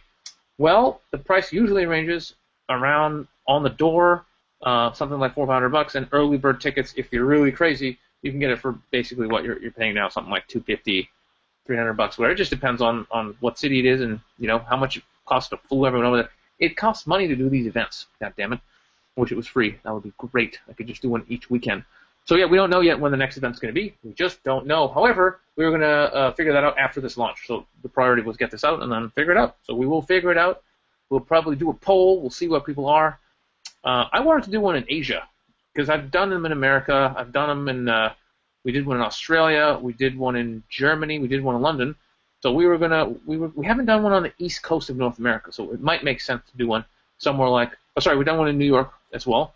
But we haven't done one. That's right. No. It was, what am I saying? I'm silly. I haven't done one in like Middle America, like Texas or something, which would be hilarious.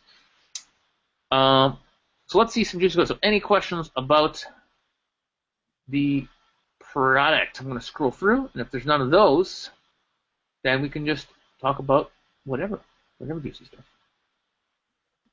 Here's a nice question. Why is David X not on the webinar on DDS Berlin? That's one you think I'd ignore. Well, frankly, that topic has been covered very, very excellently on one of Alan's radio shows, but the short story is David has proved himself not to be someone I want to do business with or have in my life. So that's the short answer. But Alan, do you remember the episode? Anyway, Alan has a beautiful radio show on Blog Talk. If you go on there and you dig around, you can find the answer to that if you have a brain. Okay, let's see what else is going on here. Look at this. How big is the download? Well, you don't have to download the product at all because it's all streamed. We pay for a fancy thing. You log in and you stream. The files are fairly big, but they load pretty decently, so it should be fine if you have internet. If you have a 56K modem, you're screwed, but you should be fine.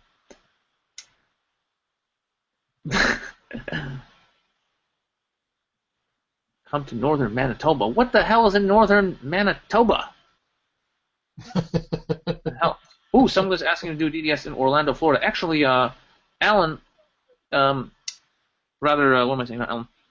My buddy is doing an event there for another event actually in Orlando shortly. So I'm actually going to be in Orlando speaking at my friend's event.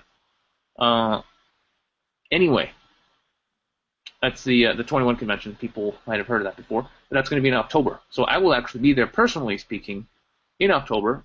But Florida's nice, but I don't think we're going to do it. Too many rednecks, goddammit. Rednecks. All right, so when are you coming to Europe? Dude, I'm always in Europe. I've been in Europe since I started this, since 2007. I've been in Europe. Damn it. That's a silly question. Ooh. All right, here's one for Alan. Alan, I already know what rant you're going to do here. Joan Ramirez says, for Alan, some guys are asking for some confidence techniques.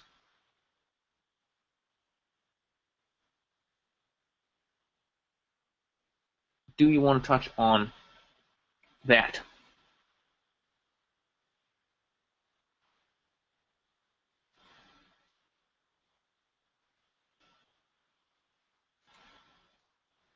Why is Alan quiet? Alan's never quiet. What's going on here? Alan Roger Curry. Okay, repeat that question again. Oh, I said gentleman here was saying some people want to hear about confidence techniques. Now, I have my own little rant, but they want to hear from you some tips on confidence. Well, one thing you're going to get used to, listeners, I'm going to start off a lot of my responses by saying, get the Berlin DVD, because it's kind of repetitive for me to say stuff that I honestly said in Berlin. So I go into, some detail when I spoke in Berlin, but if I had to give you just a quick tips, confidence is developed. I have this analogy I use in my book. I say a person's self-confidence is the psychological equivalent is to your mind what your muscles are to your body. And if you don't do anything with your muscles, guess what happens? They become flabby, you don't have that lean, muscular look. But when you're constantly giving your muscles challenges and resistance, guess what? They get stronger. They get bigger. And the same with your confidence. If you keep giving in to your fears and insecurities, your confidence is never going to grow. It's just going to stay the same. It's probably going to get weaker. So what you need to do is, like, as it relates to women, for example, how many times have you guys seen a woman and said, wow, I would love to approach her, but man, I'm feeling intimidated. She's so beautiful. She's so sexy. I bet she has so many men approaching her. Golly. See, right there, you're giving in to your fears. You're giving in to your insecurities. And a lot of men think that rejection will hurt their confidence. No, it doesn't. I've actually, believe it or not, I've gained confidence simply from approaching a woman that I felt had intimidated me to one degree or another, even if ultimately that woman ended up telling me she wasn't interested in sharing my company. Just the fact that, you don't think if you went up to, I don't know, who's popular these days? I was going to say Halle Berry, but she old now. But think of some famous female celebrity. You would gain confidence just from approaching her and initiating a conversation with her. Regardless of whether she told you she wasn't going to have dinner with you or wasn't going to suck your dick and give you some pussy, you would gain confidence just from the fact that you overcame the fear of approaching her. So there you go. Nice. I've just typed into the chat box a quick tip about somebody asked about how to get better at sex. Peeing and stopping while you're peeing is great. Works the prostate muscle there. And when you're going to have an orgasm, you can stop yourself. So that's really useful, especially as you get older, because when you get older, it becomes harder to get super excited. So if you haven't unloaded, you can actually just keep it up way longer. So it's actually a really fucking good tip. Actually, we did I think there was more sex talk in New York event. A lot of talk about sex in that one. Yeah, we did. Yeah, we got dirty in that DDS New York. We're gonna have to save that for another time. So, ooh, this is an interesting question. So I will fucking answer this one, and then we'll do one for ooh, there's a couple good ones here. All right, everybody, stop typing shit because I gotta answer these two questions. So one guy was asking about he said personally found this is to Matt. Personally found your boot camp day one mind-blowing, so can you talk more on social pressure exercises and how they have helped you to improve at Daygame life in general, including any new fun ones? So yeah, one of the core things that I teach, actually, I give away the core concept of it on my website, sashapui.com, and on my YouTube channel. But basically, the way I deal with, the fear of approaching women is just, I just recognize that you need to deal with your ego. Your ego is that little voice that's like, no, don't talk with that girl. You're a fucking loser. You're not cool enough for her. It tries to control you, and it's again a lot of that brainwashing from society, and you just have to face your fear, and you have to destroy your ego. So that fear of like being judged, like what are people going to think, you have to face that head on. So on all my courses and just in general, always when someone's like, hey, I'm scared of talking to girls, you got to put yourself in awkward situations where people are going to think you're a fucking dick and that you're weird, and they're going to judge you, and you have to be okay with that judgment, and you have to smile, and you have to fucking just accept it and be okay with it. Because when you do that, your ego that's like, no, don't do this, don't do that, you do those things anyway, you just destroy that fucking ego, and you just start feeling free and doing whatever the fuck you want to. So once you're comfortable enough with yourself where you can just do whatever the fuck you want to and you don't care what people think, guess what? You don't give a fuck what women think either, because you love yourself and you love you, and then you can just do whatever the fuck you want to. So yeah, in terms of exercises, again, there's a bunch on my website. I'm trying to think of new fun ones. I'm gonna put up some videos soon, actually, with some of that stuff in there. Walking up to people, and one of Marcus, my buddies, ones he loves to do. This one really fucking cracks me up. Go into like a coffee shop, go up to people on a date, and they're sitting there and they're having a date and they're fucking enjoying themselves. And just talk to them and say, hey, is this seat taken? And they think you're going to take the seat away. And then pull that chair up and sit right fucking next to them and stare at them. And just sit there for 5 minutes and don't go anywhere. And generally they'll just fucking pick up and leave because people are too awkward to have confrontation. So that's fucking hilarious. But anything like that that's just super awkward. So Joan Ramirez, Mexican talk. Huh? Okay, yeah, so one guy's asking about my ayahuasca experience. That's a huge fucking topic and completely not relevant to this. But, actually that's not true because it led to more self-improvement. So I guess it is relevant. Ayahuasca is really hardcore. It's really intense. For me, it's different for everybody, and I don't really recommend it if you just want to have fun or you're not really serious about it. I wouldn't fucking do it. But ayahuasca is seriously hardcore shit. And for me, I just faced death over and over again. So I was basically trapped in a hell realm where I just couldn't escape, and I thought the world was ending and it was my fault and everyone was going to die, and it's fucking horrific. And yet there was no end to it, so it was a kind of a paradox. It just went on forever and ever and ever. And I really thought I was going to die. And one night I was like, well, I'm dying anyway, so what's the point of like suffering? So I kind of accepted it. It was like, all right, I'm going to die. Fuck it. I shit my pants. I pissed myself. And that's on top of like puking fucking over and over again. So it was absolutely horrific, and I thought I was going to die. And it was brutal. But I later found out it's kind of like a shamanic initiation, and it was something I had to go through, and it's just made me fucking stronger, and it's fine. It's a good experience now. But at the time, it really messed me up for a while. It's really hardcore. I would recommend to people the route of meditation, or just doing yoga, or like reading books. Go and read great books like Conversations with God, or just anything that will bring you closer to the source and the truth of who we are. But yeah, really hardcore stuff, but amazing. If people are interested, I could put up a post about people who are actually good, or good shamans and stuff. There's a lot of people who are like charlatans and are dodgy. DirectDatingSummit.com/launch is the URL for people trying to grab this ridiculous deal. I might have made a mistake there in the presentation.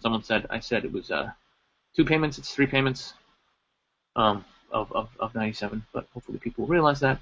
Because the one-time payment, which is cheaper, is $242. All right.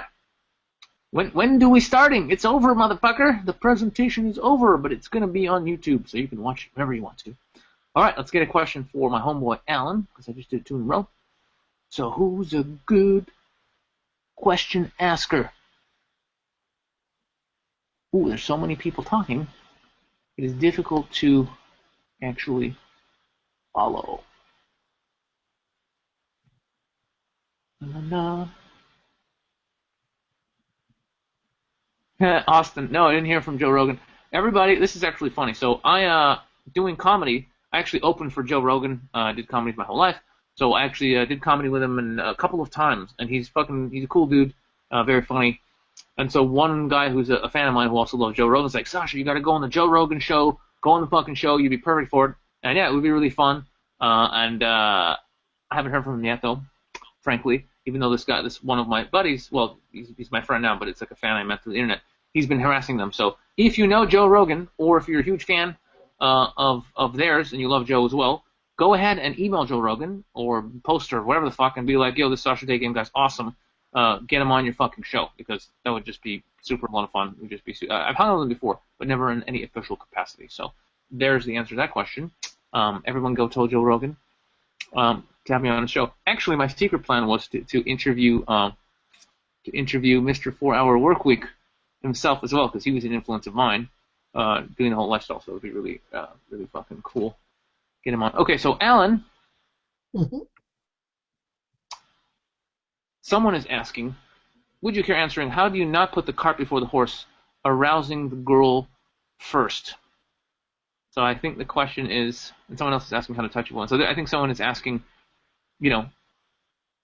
how do you work that? How do you arouse a woman first? How does that work? Because people kind of think it's normal to get to know a girl and then get seductive. So they're asking, how the fuck do you actually get sexual with a girl immediately? How is that possible? I believe that is the question. Well, again, I say get the Berlin DVD because I go over a lot of this. Now, is this a self-contained chat, or is it going to be available later? What we're doing now, to be honest, it's up to us. If it's self-contained, I don't mind giving detailed answers, but if it's going to be available later, to me, I feel like that's repetitive to the DVD. That's true. I wasn't planning on, on putting this out or anything, so I think we're not going to. I think this is really just to kind of answer some questions and get people sort of all excited. So yeah, we'll just do short answers here, and that's it. Yeah, like I said, so listeners, don't get offended, but I don't want to give really real lengthy detail, which I know Sasha, that'll please Sasha because he hates when I give those 2 hour long answers anyway. But I spoke twice in Berlin, on Saturday for 2 hours, Sunday for 2 hours. So a lot of the questions you guys are asking me, I actually do answer, on the Berlin DVD. So I think you need to pick it up, or it's not even something you pick up. You just pay for it and you're able to see it. You get access to it. And one thing I want to say before I answer the question he just asked me is a lot of us have little nuances about what we teach that are different. I think I have some, nuances that are, say, different from Sasha, different from James Marshall, different from Johnny Saporno, different from Steve Pavlina. But I think that's the beauty of the Berlin experience, is that you got a chance to listen to a lot of people express their beliefs, their philosophies, what's worked for them. And then you can it's like a smorgasbord, like a buffet, a philosophical buffet, if you will, where you can choose what, now, the one thing, though, we all are in agreement with, everybody who spoke in Berlin, is that you will not have success with women sitting at home watching TV and watching internet porn, jacking off, and not taking any action. So that's the one area where across the board we all think alike, is that you got to take action. You got to take action. You have to approach women. You have to initiate a conversation with them. So when it comes to that starting point, step one, approaching women, initiating conversation, all of us who spoke in Berlin are on the same page. Where we begin to differ is, at least to a small degree from one speaker to another, is once you get the conversation started. What should you talk about? What should you not talk about? Those are some things where I probably differ from some of the guys, and other guys I might be more similar to. But again, I think that's the great value of the Berlin footage is for you to just listen to everybody. And if I want to throw a little, I already did it on YouTube, that'll pique your interest even more. You know, people like probably to see debates or philosophical clashes. Well, we have one, not that was too heated or anything, but in the second day, somebody did ask a question that caused me and Johnny Soprano to be on one end of the argument and Sasha and James Marshall on the other end of the argument.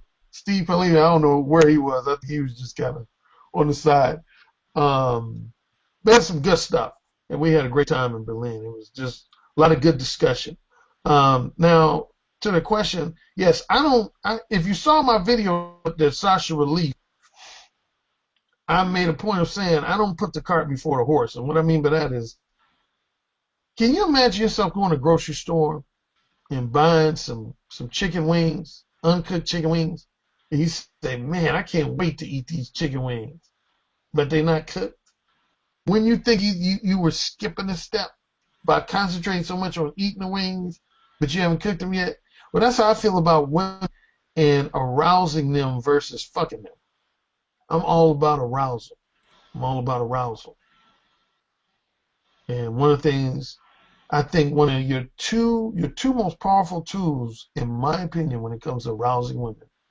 Number one, can you see my eyes on the video? If you can see my eyes, you want to use your eyes to communicate with a woman that you want to fuck her. And I think if you were just to stare in the mirror, you'd be able to practice knowing what that looks like. Because I'm sure if a woman gave you a "I want you to fuck me" look, you would be able to sense that.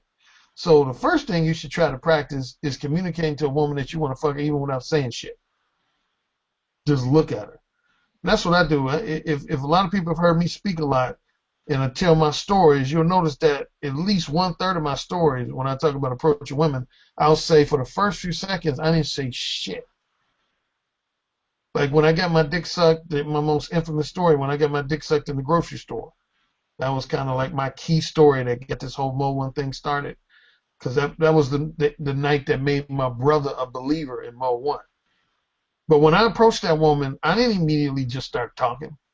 I just looked at her for a minimum, I want to say 2, 3, maybe 4 or 5 seconds. I just looked at her directly in her eyes. I gave her a "I want to fuck the shit out of you" look. So that's number one. You gotta give women that direct. If you approach a woman and you looking all up at the ceiling and to the side and down, man, you shooting yourself in the foot right there. Because what you're telling a woman is that she intimidates you. You're nervous in her presence. Why would a woman want to fuck you if you're all nervous in her presence? You know, I like to refer to movies. I don't know if you saw this movie called Four Christmases with Vince Vaughn. The movie starts off with an example of Mode 2 versus Mode 1. Vince Vaughn approaches Reese Witherspoon, and he's looking all nervous and non-confident and looking all around and shit and asking stupid shit. And she starts, criticizing and saying, yeah, if you want to be my BFF, you're on your way, And then after she scolds him for being basically a pussy, in mid-conversation, you can say he transitions from Mode 2 to Mode 1. And he looks her dead in her eyes. And he says, "I'm talking to you, bitch." That was one of the funniest lines. He said, "Hey, I'm talking to you, bitch." And he's just real straightforward. Next thing you know, it looks, they start fucking in the bathroom. Now, that was a comedic exaggeration of some of my real-life experiences, but yeah, you arouse women with your body language, with a confident body language, and then the voice, the voice, the voice, the voice, the voice, the voice. I'm going to toot my own horn here, which I tend to do from time to time, but I will say this. Most, if not all, of my ex-girlfriends, former lovers, what have you, and former phone sex partners, that's always been the number one thing they've complimented about me. They say, "Alan, you were one of the first guys to be able to get my pussy wet just with your voice and your conversation skills. Because most guys think the key to getting a woman's pussy wet, of course, is to do something physical, fingering them, touching them in a certain way, and all those are great things. You know, there's a certain art to touching a woman in the right way and at the right time. But even before you get to a point where you can touch the voice, remember that. The voice, work on regulating your voice. Boom shakalaka. There it is. Boom! Boom! I was like, Alan's going to talk for an hour. I knew it. As soon as he gets I don't really want to answer this. It's in the product. Anyway, 4.5 hours later, and that's my answer. Fantastic. So, because many. Oh, okay. So I'll ask Alan. I'll do one, and then I'll give that question to Alan. That's a good one, actually. So let's see what else is juicy here in this. Okay, so the one thing that people are asking about the Q&A that's going to happen with me and Alan. So we will do another one. It's going to be for all the people who have bought the product and they've done it and they've experienced the stuff and they have questions. We're going to do that probably in like several weeks from now, and that's only going to be for people who bought it. And then we're actually going to deal specifically with people's problems, issues, who bought the product. So that's just going to be a special thing for people who've bought the product, whereas this is answering questions about the event itself primarily. How do you regulate your voice? By being a comedian for years for me makes it pretty easy. All right, let's see. Good. Oh yeah, so that was the answer for that.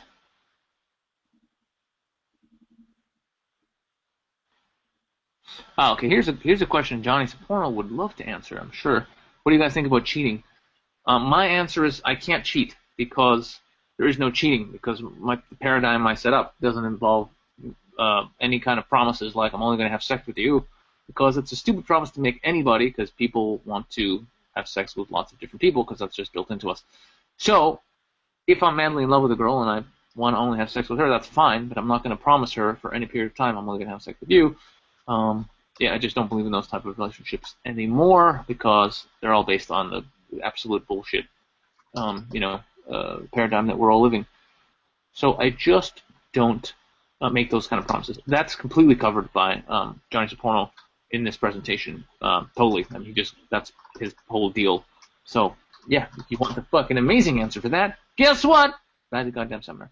Here was another question. Where was it? Oh yeah, so someone is asking. This is a great question. Hey Sasha, how do we avoid being retarded like those PUA guys who got kicked out of that Toronto mall? This was really funny because I was doing a boot camp that weekend, and I get to Canada, Toronto, my home city, and they're just like, everyone's like, yeah, you can't go in the Eaton Center and talk to girls. They're on top of it. They're gonna kick you out. And I was like, what are you talking about? How did they ruin an entire mall, one of the biggest malls in the country, in the world actually? It used to be like the biggest mall. How is that possible? And just a bunch of guys just went in there and just with absolute disregard for anything, just went and just hit on billions of girls and were just like, get the fuck out of here. They just got banned. And that's just horrible. And that's what pickup does to people. It really messes people up. It just teaches you that women are just holes to be banged. There's nothing. They're not there for talking. They don't have feelings. It doesn't fucking matter what they think. It really treats them as the terminology suggests, targets and sets, and it's pretty retarded. And it doesn't actually, most of the stuff out there doesn't really teach you how to, how to connect with women on a real level. There is no, hey, this is how you find who you are. This is how you connect with women. This is how you find women who are truly a match for you. So of course people are desensitized to the humanity of actually, connecting with women. So they just go around and like hit on 500 girls. It's really retarded. And this is why I've become pretty much anti-pickup, anti-PUA, anti-community. I don't believe in any of it anymore, because of this exact reason. So the answer to the question is I think they're retarded, and the way to avoid becoming that is don't make your focus, I'm gonna bang loads of girls, or I'm gonna do just make your focus. Just get yourself a goal like similar to the one I had, which I think most guys want to have, which is I want to not be a fucking I want to not be a pussy. I want to be able to approach girls in an honest way and just express myself, and that's it. Make that your goal. To feel like a man, to be able to walk around living your life as you want to live it, and just be able to walk up to girls and be like, yo, I like you, I want to meet you, what's your name? That's it. Make that your goal. Keep it simple. and just don't get sucked into the BS. Just be just focus on being genuine, focus on improving yourself. And the quickest way to doing that is buy this freaking DVD and let us show you the way forward. Quite frankly, here's another good question: how to avoid well, slightly misworded scam PUA? How to avoid them? Most people who are in this industry are internet marketers who do not actually have experience with women. They don't know. They've never gone out. They've never spent tons of time. There are some people who are legit, for sure, but most people are not. And you can kind of tell because all they do is sell. They just sell stuff. They sell. You're on the email list. They sell one thing, then the next thing, then the next thing. None of they'll promote other people's products because they make money off of it. They're not people that they know. They're not products that are useful. And the products themselves are just selling a bunch of horse shit. Hey, get laid quick. And that's it. Just fucking use your brain and pay attention. There are a few legit people out there. I like to think a vast majority of the people who are really good in the industry, they're on this event. All the people that have spoken at my event, they're all really good. So that's pretty much the whole point of the event is to get people who are really legitimate, who are authentic, who are teaching people to actually better themselves. That's the whole point of this event. So if they're not on my event, they must be douchebags. There's a short answer. P.S. Buy the DVD. Yeah, so there you go. There's a fucking quick answer. Helps to have footage of yourself. Definitely, but you can kind of tell when someone's talking. You can tell if they're actually the real deal, or if they're just fucking making it all up as they go. And most people are making it up. There you go. So you're welcome. I love you too, Abby. You big homo. So let's see.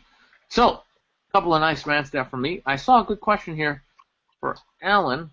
Hang on a second. I think there was I think the question was, what's the youngest girl that seduced you? And I think it was for Alan. Was that what the question was? I thought it was interesting. Where can I buy Mode 1? Well, that's obvious. Go to Alan's website. Yeah, definitely buy. If you guys haven't bought, yeah, here it is. Alan, can you tell me the youngest girl that was seduced by you? Because many guys think that Mode 1 is only for mature women. So can you be direct with younger women? Fucking before you answer that, I'll just say that's ridiculous. Girls that are young are more up for it because they're young and they want to have fun, so they love it. And I think older women love it. Frankly, I think everyone loves it, to be honest, because the only women that don't love it are women that are fake and manipulative. But Alan, does being direct work on younger women? Well, the question I have to ask the person who asked that question is, have you ever met a woman that specifically told you that her pussy doesn't get wet? If you've met a woman that specifically has told you, hey, Brian, hey, Leon, hey, Charles, I have to let you know, I am physically incapable of being sexually aroused by a man. My pussy does not get wet. Then I don't care if she's 18 or 58, you're not going to end up fucking her, okay? Write that down. Now, if she's a normal woman who's capable of her pussy getting wet, then age is a number. I've had sex with women as young as 20 years younger than me and as old as 22 years older than me. When I was 25, I was fucking a woman that was 47. And I was dating just a few years ago, but I was 44 and was dating a woman that was 24. So age, and the advantage we have as men is that I say at least half, if not more, most women have a fondness for older men, whereas I can't necessarily say that on the flip. I mean, yeah, there's some guys that will fuck around. Like I just mentioned, I messed around with an older woman when I was in my 20s, but a lot of guys don't like to fuck around with older women, but a lot of women love older guys. So don't overemphasize age. Age is just a number. Nice. Very good. Very good. Here's a question. This guy's been asking this question 19 times already, and I feel like I should answer it. So this gentleman's question was, I'll even paste it. Sasha and Alan, what is your advice for guys who can't speak well or get into conversations and stutter? And he misspelled my name. He put it like this. Shame on you, sir. So if you stutter, I would say go and see an expert who will teach you how not to stutter. That will be my first piece of advice. And secondly, if you really can't not stutter, get comfortable with it. Bring it up in conversations. Tell girls, you're so hot. Look what you've done. I was speaking normal before I saw you. Shame on you, girl. So bring it into your game. Just be honest about it. Have fun with it. Don't make it control you. Control it and just bring it into your game. Just be cool with it. Best advice I can give. Alan, any thoughts for a man who stutters? Sometimes, well, there's two types of stutterers. Some stutterers, it is physiological, and that's when you have to see a physician and somebody, an expert in that field to help you with it. But also, and I've had a couple friends that fell into this second category. A lot of times, stuttering is psychological. Like, for example, some guys who were bullied when they were young tend to become stutterers because they gave in to guys saying, "What did you say? What did you say?" And then they go, "Ah, da, da, da, da, da." And then that leads to stuttering. And so a lot of what we do, what guys like Sasha and I do, if not directly, indirectly, can potentially help with stuttering is that once you get a sense of your balls, develop bigger balls and stronger backbone, you'll find that probably over a period of days, weeks, and months, your stuttering will diminish. So yeah, I mean, again, there's some stutterers that it is physiological. So things like confidence and having more backbone won't help guys in that first category. But a lot of times it has been known to be purely psychological. In that regards, it's just a matter of strengthening your confidence and your backbone. Now, before you go on the next question, I saw something. Now, I got to tease you guys. I got love and respect for all you guys. Number one, I want to thank you for being here. This is, and at least in this country, it's a Sunday. You could be doing anything, watching TV, outside, whatever. So I want to appreciate everyone who's taken time out of their schedule to join Sasha and I. But that said, I got a lighthearted criticism for some of you guys. Not all of you guys, but I've been seeing different questions. Please do not ask questions where the answer is in the question. For example, if I was to ask Sasha, how do I go up to the refrigerator and get something out of the refrigerator? Get my point?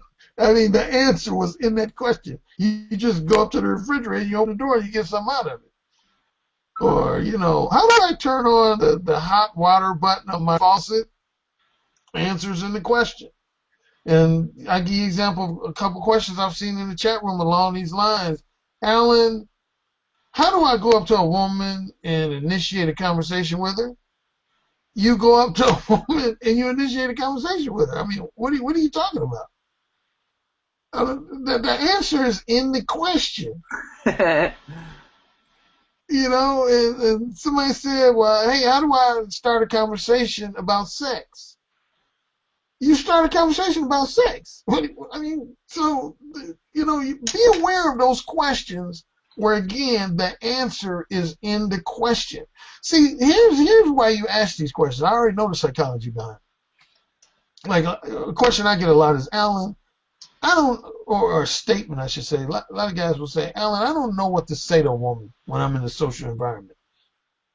That's bullshit. Okay? Write that down. That's bullshit. You always know what you want to say to a woman. There's never a moment you don't know what you want to say to a woman. Anybody says that, they're full of shit. I'm telling you right now, you're full of shit. What you're really asking is, what can I say to a woman that's going to guarantee that I get a positive response, an enthusiastic response, a reciprocal response? And the answer is there is no guarantee. There is no guarantee. Do you know I've had situations in my life where I said to a woman something simple and innocent like, hey, how you doing today? How's your day been going? They said, fuck off, jerk. Now, did I use any X-rated language? Did I tell the woman to suck my dick? No. I just said, hello, how's your day? And they said, fuck off, jerk. And that proves to you that it ain't about what you say. That woman might have been having a bad day. Her sister might have gotten into a car accident earlier that day. You just never know. So there's ever no right thing to say. You just got to say what you want to say and deal with whatever reaction you get at that time. As they say, cross the bridge when you come to it. But the thing, don't anticipate negative reactions. Man, Man, that frustrates me. I just got to tell you, you heard me talking about that on a clip that Sasha released from Berlin when I was talking about the guy I was with in Amsterdam. If you didn't see the clip, I'm going to go through it real quick. I'm not going to get too lengthy because I know Sasha stuff around, but just real quick. I had a guy in Amsterdam that actually David X had passed off to me because he got frustrated with him. So I decided to work with this guy. We talked. We spent all these hours talking. Anyway, we go to this grocery store because they have this like Union Station in Amsterdam. If you've been to Amsterdam, you know what I'm talking about. And he said he always frequented this store. I said, okay, do these three things, three simple things. I said, the next woman that comes in here that you're attracted to, introduce yourself to her, tell her you think she's attractive, sexy, or both, and then tell her you want to share her company sometime in the next 2 to 3 weeks. Doesn't that sound simple? I think so. He did step number 1, no problem. Step number 2, no problem. Step number 3, he starts talking about orange juice. And I'm not making that up. He literally spends like 5 minutes talking to this woman about fucking orange juice. And follows it up by talking about lunch meat. Why would somebody do that? When I gave him 3 specific instructions. Why did he do it? I'm going to tell you why he did that. Well, number 1, he himself told me he was scared that when he got to step 3, he was going to be perceived as being too forward. Stay in your own head. If you don't remember nothing else Alan Roger Kirk tells you, remember this. Stay in your own head. And what I mean by that is just concentrate on what you want to say. Don't concentrate on, well, they might say this. They might have this reaction. See, when you concentrate on other people's reaction, that's out of your head. That means you're trying to get in their head. Stay in your own head. Stay in your own head. Yeah, that's fucking awesome. One of the things I say a lot is just, it's not, the most important thing is your reaction to her reactions. It doesn't really matter what she thinks. It matters, are you reacting to her? So if she's like, hey, you're an asshole, you're like, oh, I'm so sorry, you're fucked. But if you're just like, I don't give a fuck. So it's really your reaction, controlling yourself. Do not be affected by other people, motherfuckers. One guy was asking a lot about classic question, Alan. It's like, how many times have we heard this question? Good looks matter. What if I'm not good looking? Listen, anything you believe matters. Okay, if you think being a handsome white guy makes it harder to get laid, you won't get laid. If you believe having a big left hand is going to stop you from getting laid, it'll stop you from getting laid. There's always advantages and disadvantages, but it really comes down to your belief system. I've met retarded guys. I've met guys missing limbs. I've met fat guys. It doesn't matter. You go out there and you think you're awesome and you want to fucking connect with women. It's a matter of time before you find a girl who wants to connect with you. That's all there is to it. Obviously, if you look like, fucking a superstar and you're super sexy and whatever, yeah, it's going to be easier. Of course, it's going to be easier, but we all have our advantages, disadvantages. Just, it's always the same advice. Develop yourself. Get as awesome as you can. Love yourself, and you're gonna find a girl who's gonna like you. So yeah, it really doesn't matter. I'm a sexy motherfucker, and I couldn't get laid for ages. So what? It really is what's in your head. What is in your head? God damn it.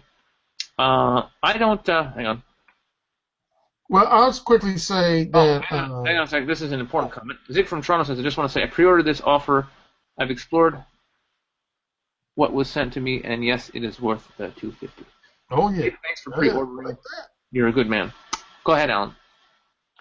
Well, no. First, props to Zig from Toronto, man. See, he's already telling you fellas it's worth the $250. I think it is. Matter of fact, I think, if you want me to be blunt, I think that's a little too cheap.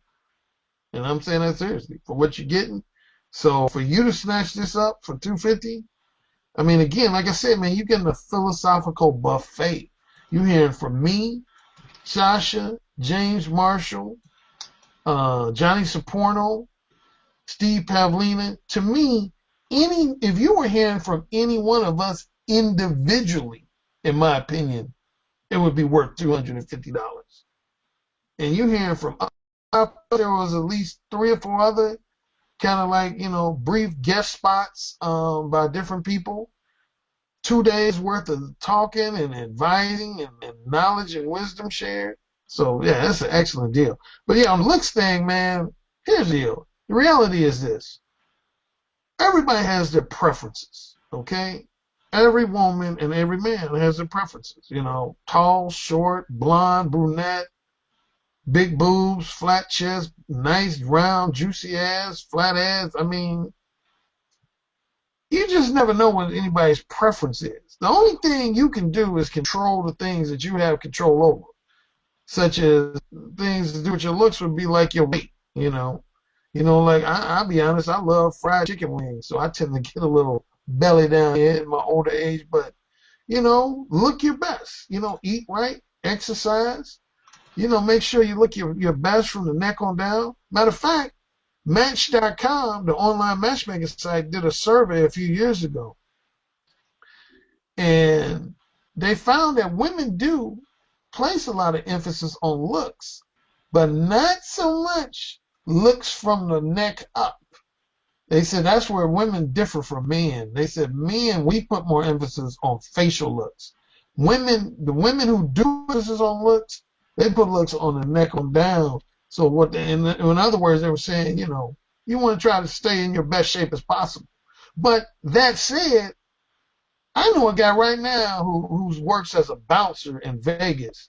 He's fat as fuck, and he gets pussy like hand over foot. I know a lot of guys when I was in college who were what I call average looking that got more pussy than guys who I knew who were quote unquote pretty boy types. So it ain't always about being good looking, and it's about, if I had to just narrow down to one thing and one thing only, and you've read this in my book, if you've read Ooh, Say It Again, it's about balls and backbone. I cannot stress that enough. I will repeat that a million times if I have to. This is about balls and backbone. When women see that you got balls and you got backbone, you're going to get their pussy wet. This is that simple. Women don't like it.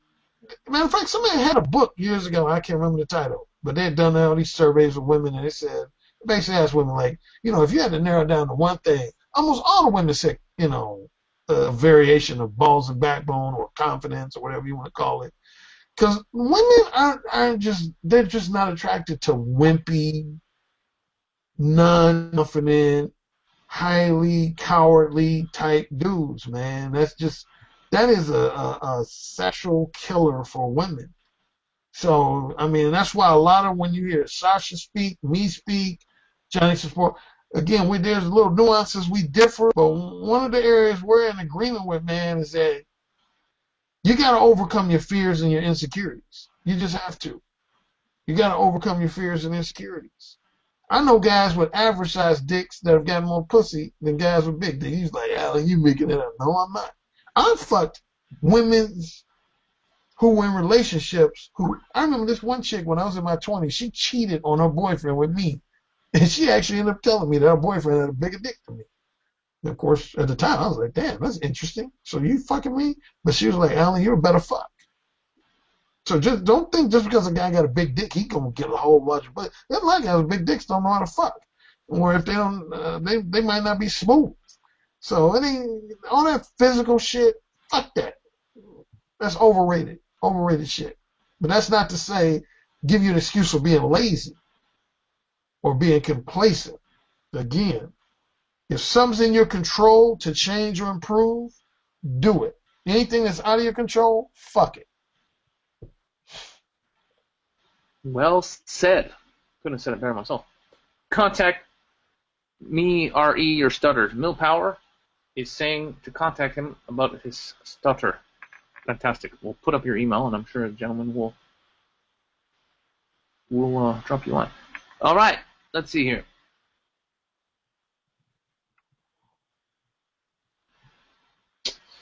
Well, that's an interesting question.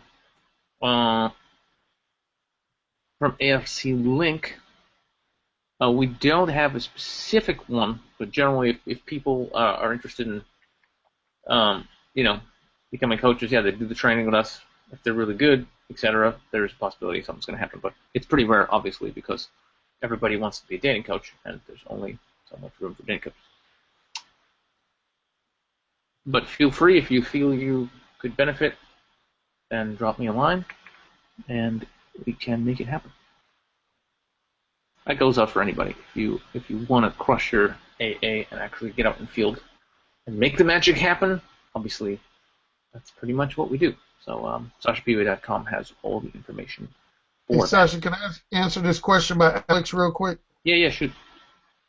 Yeah, Alex, I've seen this question in the chat room probably like 25 times already in the last 2 hours about dates. If you read my ebook, the one that's called Mode 1 Hardcore, that's probably the one book I emphasize that I don't really believe in dates. I'm not totally against the idea of dates. Basically, it boils down to what your objective is.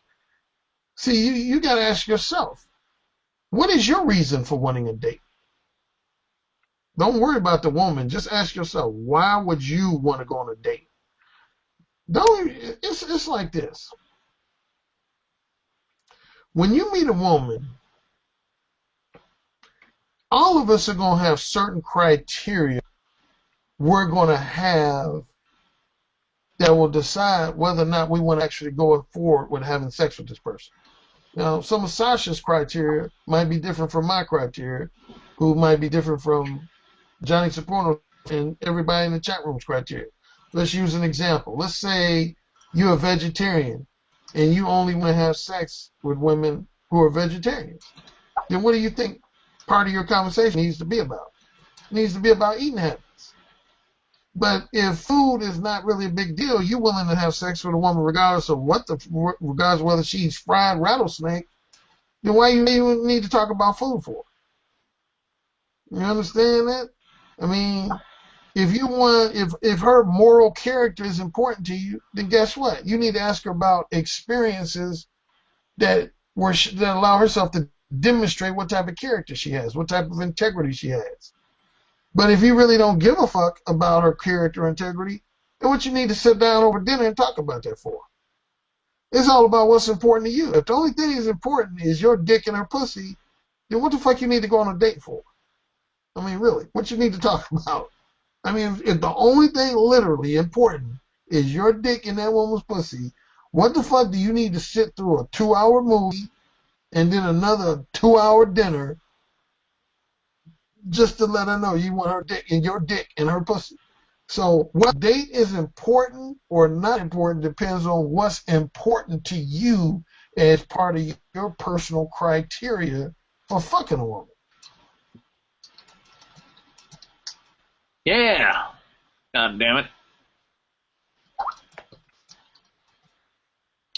So it's getting late in here. So here's what we're gonna do. I'm gonna answer a juicy question, and then Alan, I want you to screen for a question you think is really good, and then you can do your official last answer, and then you will be free, Alan. You've fulfilled your obligations, and you can do as you like. You can stick around if you want to, or you can go and take a nap, or eat some chicken wings, which is a much more likely scenario. Hey, Come on, wait. There had to be one. Can I tell the one people chicken real quick? wing joke the entire webinar, and everyone was waiting for it. So I waited, so people thought I forgot about the chicken wings, and then I got it in at the end. Bam! Hey, listeners, chat room users, I gotta tell you, this is when Sasha first endeared himself to me. When I first met him in London in person. First of all, he set me up in this really super nice loft in Notting Hill that I still have the fondest memories of. I mean, it was the shit. That's one thing you got to get this man you listen to, Sasha. He's a top rate guy. He don't do no mediocre shit. It's just, if he gonna do it, he goes all out. And anyway, he had me in a nice loft. Then he brings me into the kitchen, opens up the refrigerator, and it's like a week's worth of chicken wings in that motherfucker. Shit. At that moment, I almost sucked his dick, but I'm heterosexual, so I didn't. But this motherfucker gave me like a week's worth of chicken wings in the refrigerator. I was like, this man is a man after my own heart. So that's why I love this motherfucker, because he looks up for his people. Believe it. If you in his inner circle, if you in his friendship circle, Sasha looks out for you like a king. Thank you, Alan. That's very nice. That was a really funny moment. I knew it was going to be hilarious, like filling it with chicken wings and having you open it. And I think I tried to film it. I don't know if I actually managed to or not, but I remember thinking, I'm going to film this. It's going to be really funny. But you just freaked. I remember you just froze, and then you just turned around and you were like, "Oh my God, chicken wings!" And I was like, "Oh yeah." And anyone, if you just want to win over Alan, it's like you don't have to do anything. You think you have to have a big scheme or something? Chicken wings, just chicken wings. You can get whatever you want. If you want to manipulate Alan Roger Curry, you don't need to kidnap his family. You don't need to blackmail. You just call him up and go, "I got 100,000 chicken wings here, and I'm gonna throw them all away if you don't do exactly what I say." And you got him. He will be your slave. He'll coach you for free. He'll travel for free. He just wouldn't want anything to happen to those chicken wings. That's just how it is. So, Alan, we've exposed how people can take advantage of you. I apologize for that. I got carried away in the moment. Yeah. There was a good question here. Someone asked me, someone said, I'm hesitant to buy the DVD. Is it new stuff or is it crap from other stuff or same old shit? Yeah, it's awesome. I mean, unless you have already bought the original Direct Getting Summit DVD, in which case there would be some similar stuff because, but I did different talks. Alan was there, so yeah, there will be some overlap. But then all the other speakers are new. So yeah, no, it's mainly new stuff. They go really deep. It's like I said, it's a whole lot of. It's like under 15 hours of content. It's a huge amount of content. It goes on forever. It's ridiculous. I didn't even count it. There's so many hours. I don't know. It's just massive. Maybe it's only 13.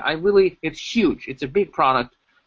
Just the main product. Yeah, and it's awesome. And also we offer a lifetime money back guarantee. So don't be hesitant. Buy it, watch it, and if you decide it's not worth the money, just fucking get a refund.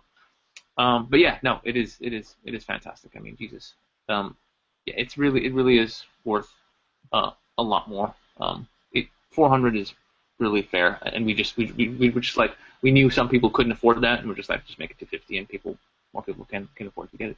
But yeah, I mean, if you have money, it's just worth anything really, because it can get you, it can change your life. I mean, completely change your life, and that's just the truth. That was a question. So Alan, you scan. I'll do one more. You scan for a really good one that you want to get into, and that can be your official last Q&A question, and then maybe I'll do a couple more because I'm feeling generous. It's reminiscent of the old days because we did a couple of these around the time for the original one, and it was really exciting. It was really fun. Yeah, and it's good. It's good times. I was living in a crackhead shitty house back then in London, and it was exciting. So, when am I uploading a new vid? Very soon. I have millions of vids, but we're focusing on the launch, obviously, so I couldn't put up new vids. But there's lots of stuff that I'm going to upload and do. Okay, I see one. I'm gonna skip that one. Here's an obvious one for me. Hi, Sasha. I'm wondering why you kept the website name Sasha PUA, because you're now anti-PUA, right? It's not so much that I'm anti-PUA. She's giving me sexy looks, Isabel. It's that I'm against all the elements of it that are bad currently, which is a lot, right? How many people are actually really cool and legit who are in the PUA industry? Yeah, there's a few, and most of them are douchebags. So it's mainly associated with really bad stuff. It's just easier. You know, I've already got the domain name. It's there. You know, people can judge me if they want to, but anyone who knows me knows what I'm about, so it's just a fucking website. Yeah, I don't see myself as a pickup artist, but hey, if it helps me with marketing and people will be like, hey, he's a PUA, let's go listen to this guy, and then they listen to me because they're looking for pickup, and they're like, oh, wait a minute, I don't have to be a creepy douchebag. I can actually be legit and pick up girls, or, you know, without picking them up and actually just being an amazing person and being direct and being authentic and being real.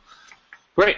So, in fact, if I can be sneaky and trick people and be like, hey, I'm going to teach you how to pick up girls and be slimy and evil, haha, and then I'm like, here's how you be a real fucking man. That's awesome. So I'm going to keep the PUA title and let people find my site and, you know, learn how to fucking keep it real. God damn it.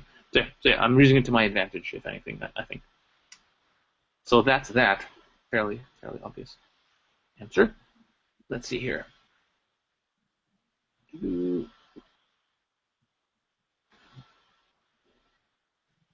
always nice to see these. We still got a couple hundred people in here. That's nice. Just dip below. Yeah, any advice for this gentleman just said he can't approach because he's in the Middle East. Yeah, dude, if you're in the Middle East, leave the Middle East. You know, you got unlucky. You were born in the wrong country. You know, maybe there's a lesson there for you. Maybe it'll make you stronger in some ways. But if you want to have women in your life, get the fuck out of there. Save up money, steal if you have to, steal money from a bank, not from individuals, but do insurance fraud. Steal money from a bank, they're evil anyway, and they're fucking you over. So just get some money together for a plane ticket, get on a plane, go to a country where you can get some kind of cash job and live out with those hot girls, and just leave and burn your passport. Never go back. Do what you have to do. Make it happen, but just get out. There's always a way out. Find that way and escape. That is honestly my advice for anyone who's in, like, you're in some Middle Eastern country that's brutal. If you're in some place where you just cannot talk to girls, get out of there. Just get out of there. Or find the best girl you can and have sex with her, even though she's looks like a man. Just do what you gotta. Real quick, I just want to say I co-sign with Sasha 100 and 200% on what he just said. Just get the fuck out. I mean, simple as that. Just get the fuck out. Yep.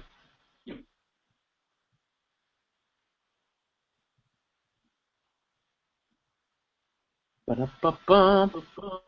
is a good question. How do I find my life's passion? I just did a podcast on that, so 2 of them actually. So if you don't know, what your life's purpose is, and you want to figure it out, go to my YouTube link. I'm going to have one of my lovely admins whack up my YouTube link. My name on there is Sasha the POA, but they'll whack you a link. And yeah, and there's a couple of podcasts. Just go back a couple of months, and you'll see them, and we get pretty deep into it. Actually, there's a young man who's very talented who I was just hanging out with in Hong Kong. And he's actually going to put up an article on my website shortly about exactly that, how to find your life purpose. We actually did a podcast, and I'm going to put up an article. So that's going to be sick. But again, if you want to see any of my articles, you must be on my newsletter. I think most of you guys are. But again, chicken wings. if you're on the newsletter, you will get that article. What are you laughing at? Someone say something else about chicken wings? That was somebody got a username actually called chicken wings. Chicken wings, yeah. Of course. All right, so I'm gonna look for a last question for me that's juicy, or maybe and then let's find one for you.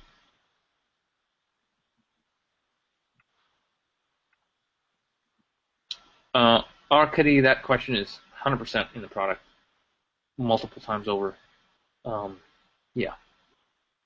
If people ask me something or use something and it's 100% in the product, just get the product.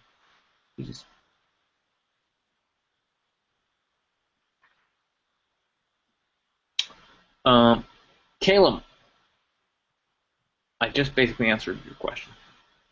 But best advice, if you're young, you know what you want to do, you just go to some island where you can work a little bit and live and explore life. Just don't go into the system. Just keep out of it as long as you can. Travel, do anything, read books, find yourself. Do not go and get a fucking shitty job or go to university. It's like the most horrific thing you could possibly do to your brain and to your soul. Horrible.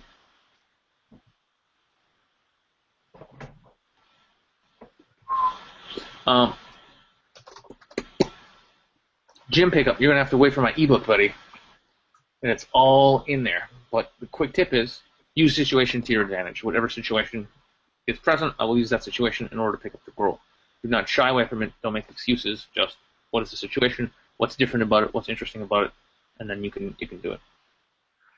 Hey, listeners, I want to say that right now my time is about 2:49.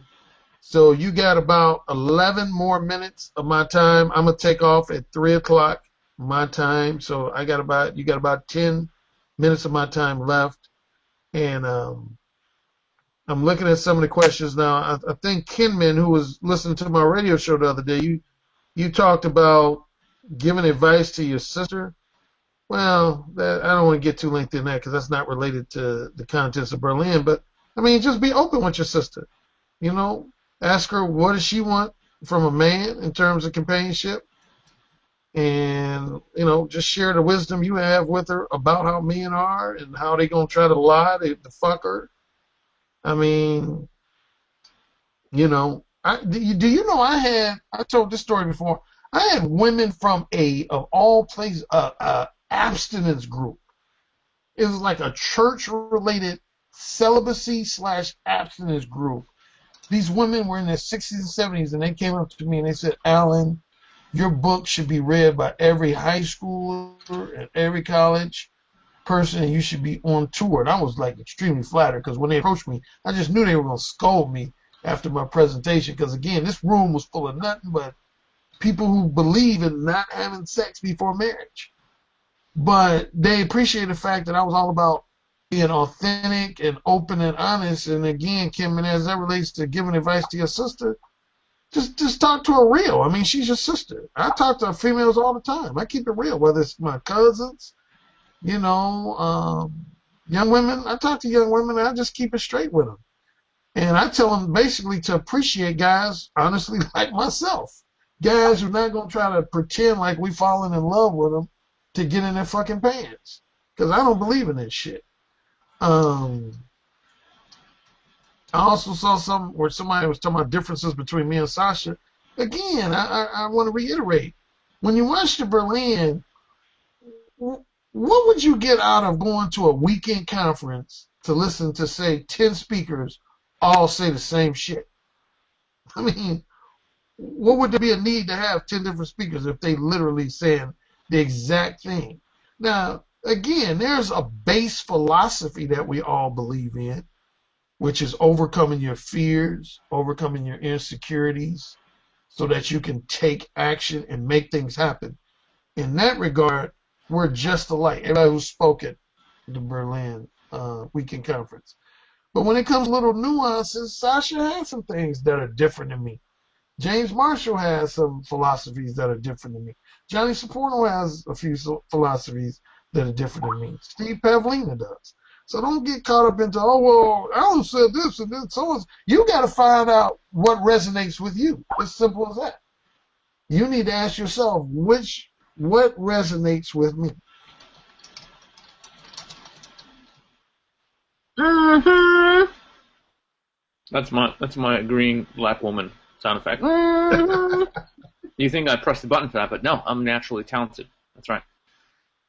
So I'm just typing this answer, but I guess I can say it now.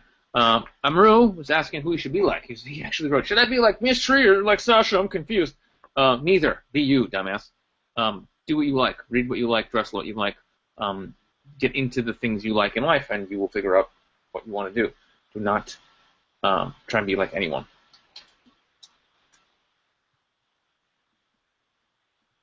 Space.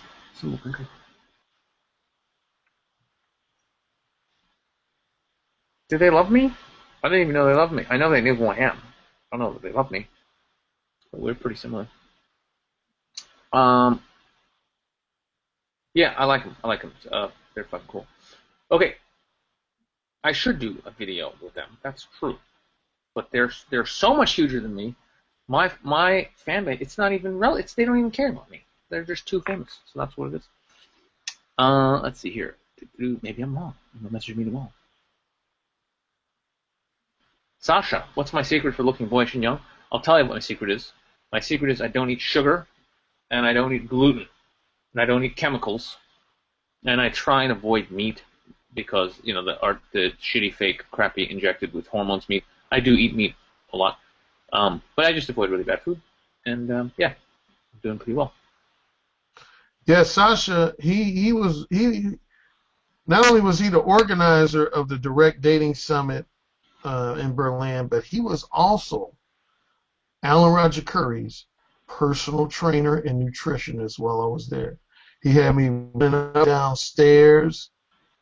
I thought I was going to have a heart attack doing it because he kept lying to me and saying, one more, just one more. And then we run like 12 more.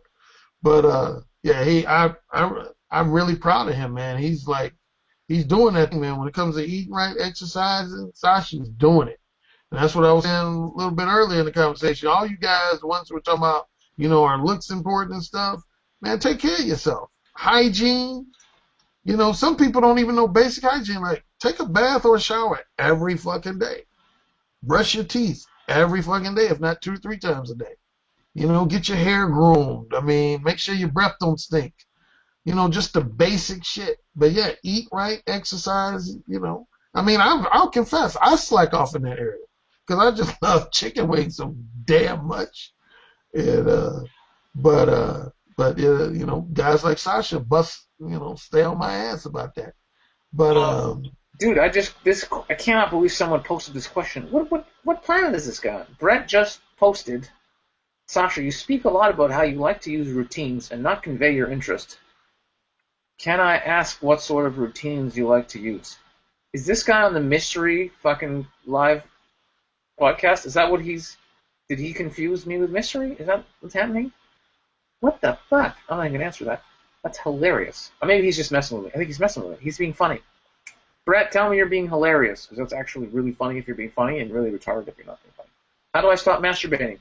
James Marshall talks about that in the DVD a lot. The quick answer is stop masturbating. Alan, that was one of your questions.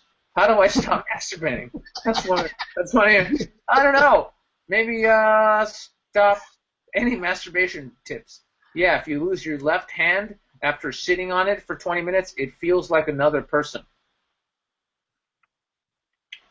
Again, fellas, don't ask those. I know some of you now are being silly, but don't ask questions where the answer is in the question. How do I stop walking backwards? I mean, don't ask those questions. You know, like I said, I'm going to take off for 3 or 4 weeks. Here's one central thought I want you guys to marinate on after I leave and from this day forward. And I talk about this at all my workshops. A lot of you guys ask questions related to the fear of rejection. Why are you afraid of rejection? The reason why you're afraid of rejection is you're afraid of not being able to have that woman's romantic and or sexual attention, her romantic and or sexual companionship. That's why you're afraid of rejection, right? Because you're afraid of being denied her attention and companionship. But here's a question I have for you. Do you have it now? I mean, do you? I can see if you're in a relationship, you're married, you're in a relationship, and you already have a woman's attention and companionship, and you're fearful of losing it, then that you can say that would be a valid fear. But a woman that you currently don't have her attention and companionship, what the fuck are you afraid of losing? Really? What are you afraid of losing? You don't be afraid of not getting something that you already don't have. So remember that. Don't be afraid of not getting something that you already do not have. Marinate on that. Marinate, motherfuckers. Alan, I think that's excellent use of the word marinate, and frankly, it might be the first time I've heard you use the word marinate. Really? You know why? Because they don't marinate chicken wings, Alan. They bread them. Oh! Boom! Right. I'm actually at my main squeeze's relative's house in a foreign country, and I was loud. I don't want to wake anyone up. Okay, so asking about jealousy, obviously by the DVD, that's what Alan's entire Soprano's whole talking about. All right, so, okay. So,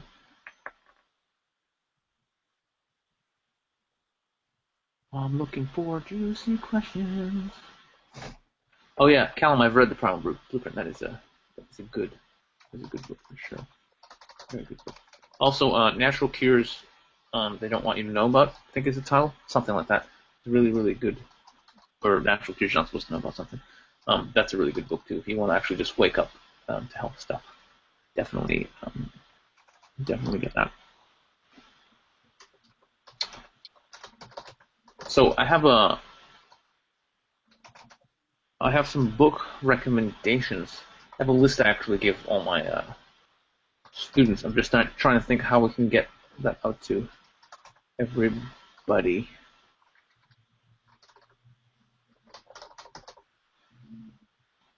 Here's one you definitely should read. Way of the Superior Man. That's a good book. Oop. Alan wants to say goodbye. I'm gonna let Alan bid his farewell, and then I'll come back. Alan, go ahead. Yeah, guys. Again, man, I think really the price is a steal for the Berlin videos. It's a steal. Like I said, to really listen to any of the speakers individually should cost $250. And you're going to be getting such knowledge, wisdom from myself, James Marshall, Sasha, Johnny Saporno, Steve Pavlina, and at least 4 or 5 other speakers that participated. I think it's going to really help you transform your life. It's going to help really burn into your head that you got to, take action every day to not give, because there's no autopilot with this. There's no autopilot. Do you think Michael Jordan ever went on autopilot? Kobe Bryant ever went on autopilot? Those guys challenge themselves every day to overcome their fears and their insecurities. Michael Jordan said that in a number of his interviews. He said he had all kinds of insecurities related to his game, that he didn't think he could play defense well. He didn't think he was that great of an outside shooter. He challenged himself every day, every week, every month. And that's what you got to do when it comes to women. And that's what the knowledge you're going to be gaining from this Berlin videos is all about that. We're not giving you any magic pills. There's not anything we're going to tell you that's going to turn you into an overnight ladies' man, or overnight womanizer. Although I'm not saying that's impossible. There might be, say, a percentage of guys that might watch this, and all they needed to do was make one tweak in their behavior, and the floodgates of pussy just open up. I've seen it happen. So it's not impossible to become an overnight ladies' man, overnight womanizer. But I will say, to keep things realistic, don't anticipate that, but just anticipate soaking up all the knowledge and wisdom that everybody who participated is sharing with you. Again, it's well worth more than $250. That is a flat-out steal. So get it. I've enjoyed interacting with you guys. My site is www.mo1.net. You can go to my site, and I'm on Facebook, I'm on Twitter, and if you got some individual questions, I'm always available for Skype consultations. I just did a couple one-on-one coaching sessions this past week. I do one-on-one coaching. So yeah, and I want to thank Sasha, for this webinar, this event, and just for everything he does. I mean, this guy, he loves you guys, man. He wants to see all you guys succeed, because, I mean, really, man, you got the greatest job in the world. You can have a nice car. You can have a nice house, all that other bullshit. But, man, if you're not a really authentic person and you waking up every day giving in to your fears and insecurities, what life do you really have? You're not connecting with women? Ain't nothing more important. Nothing more important than connecting with women, man. Nothing. Ain't nothing to me. Ain't nothing in life. Well, unless you're homosexual, then, nothing more important than connecting with other men. But nothing more important, man. And so remember that, man. Just listen to us, have a more fulfilling life. And with that, I bid you adieu, and take care, and, stay in contact. Awesome. Alan, thanks for coming out. Thanks for being part of the Direct Dating Summit. Always a pleasure to chat with you and to hang out, even virtually. And I look forward to seeing you at the next event, wherever that's going to be. Yeah. Likewise. All right, okay, brother. now I don't know how to get out of here. Heterosexual kiss. Peace out.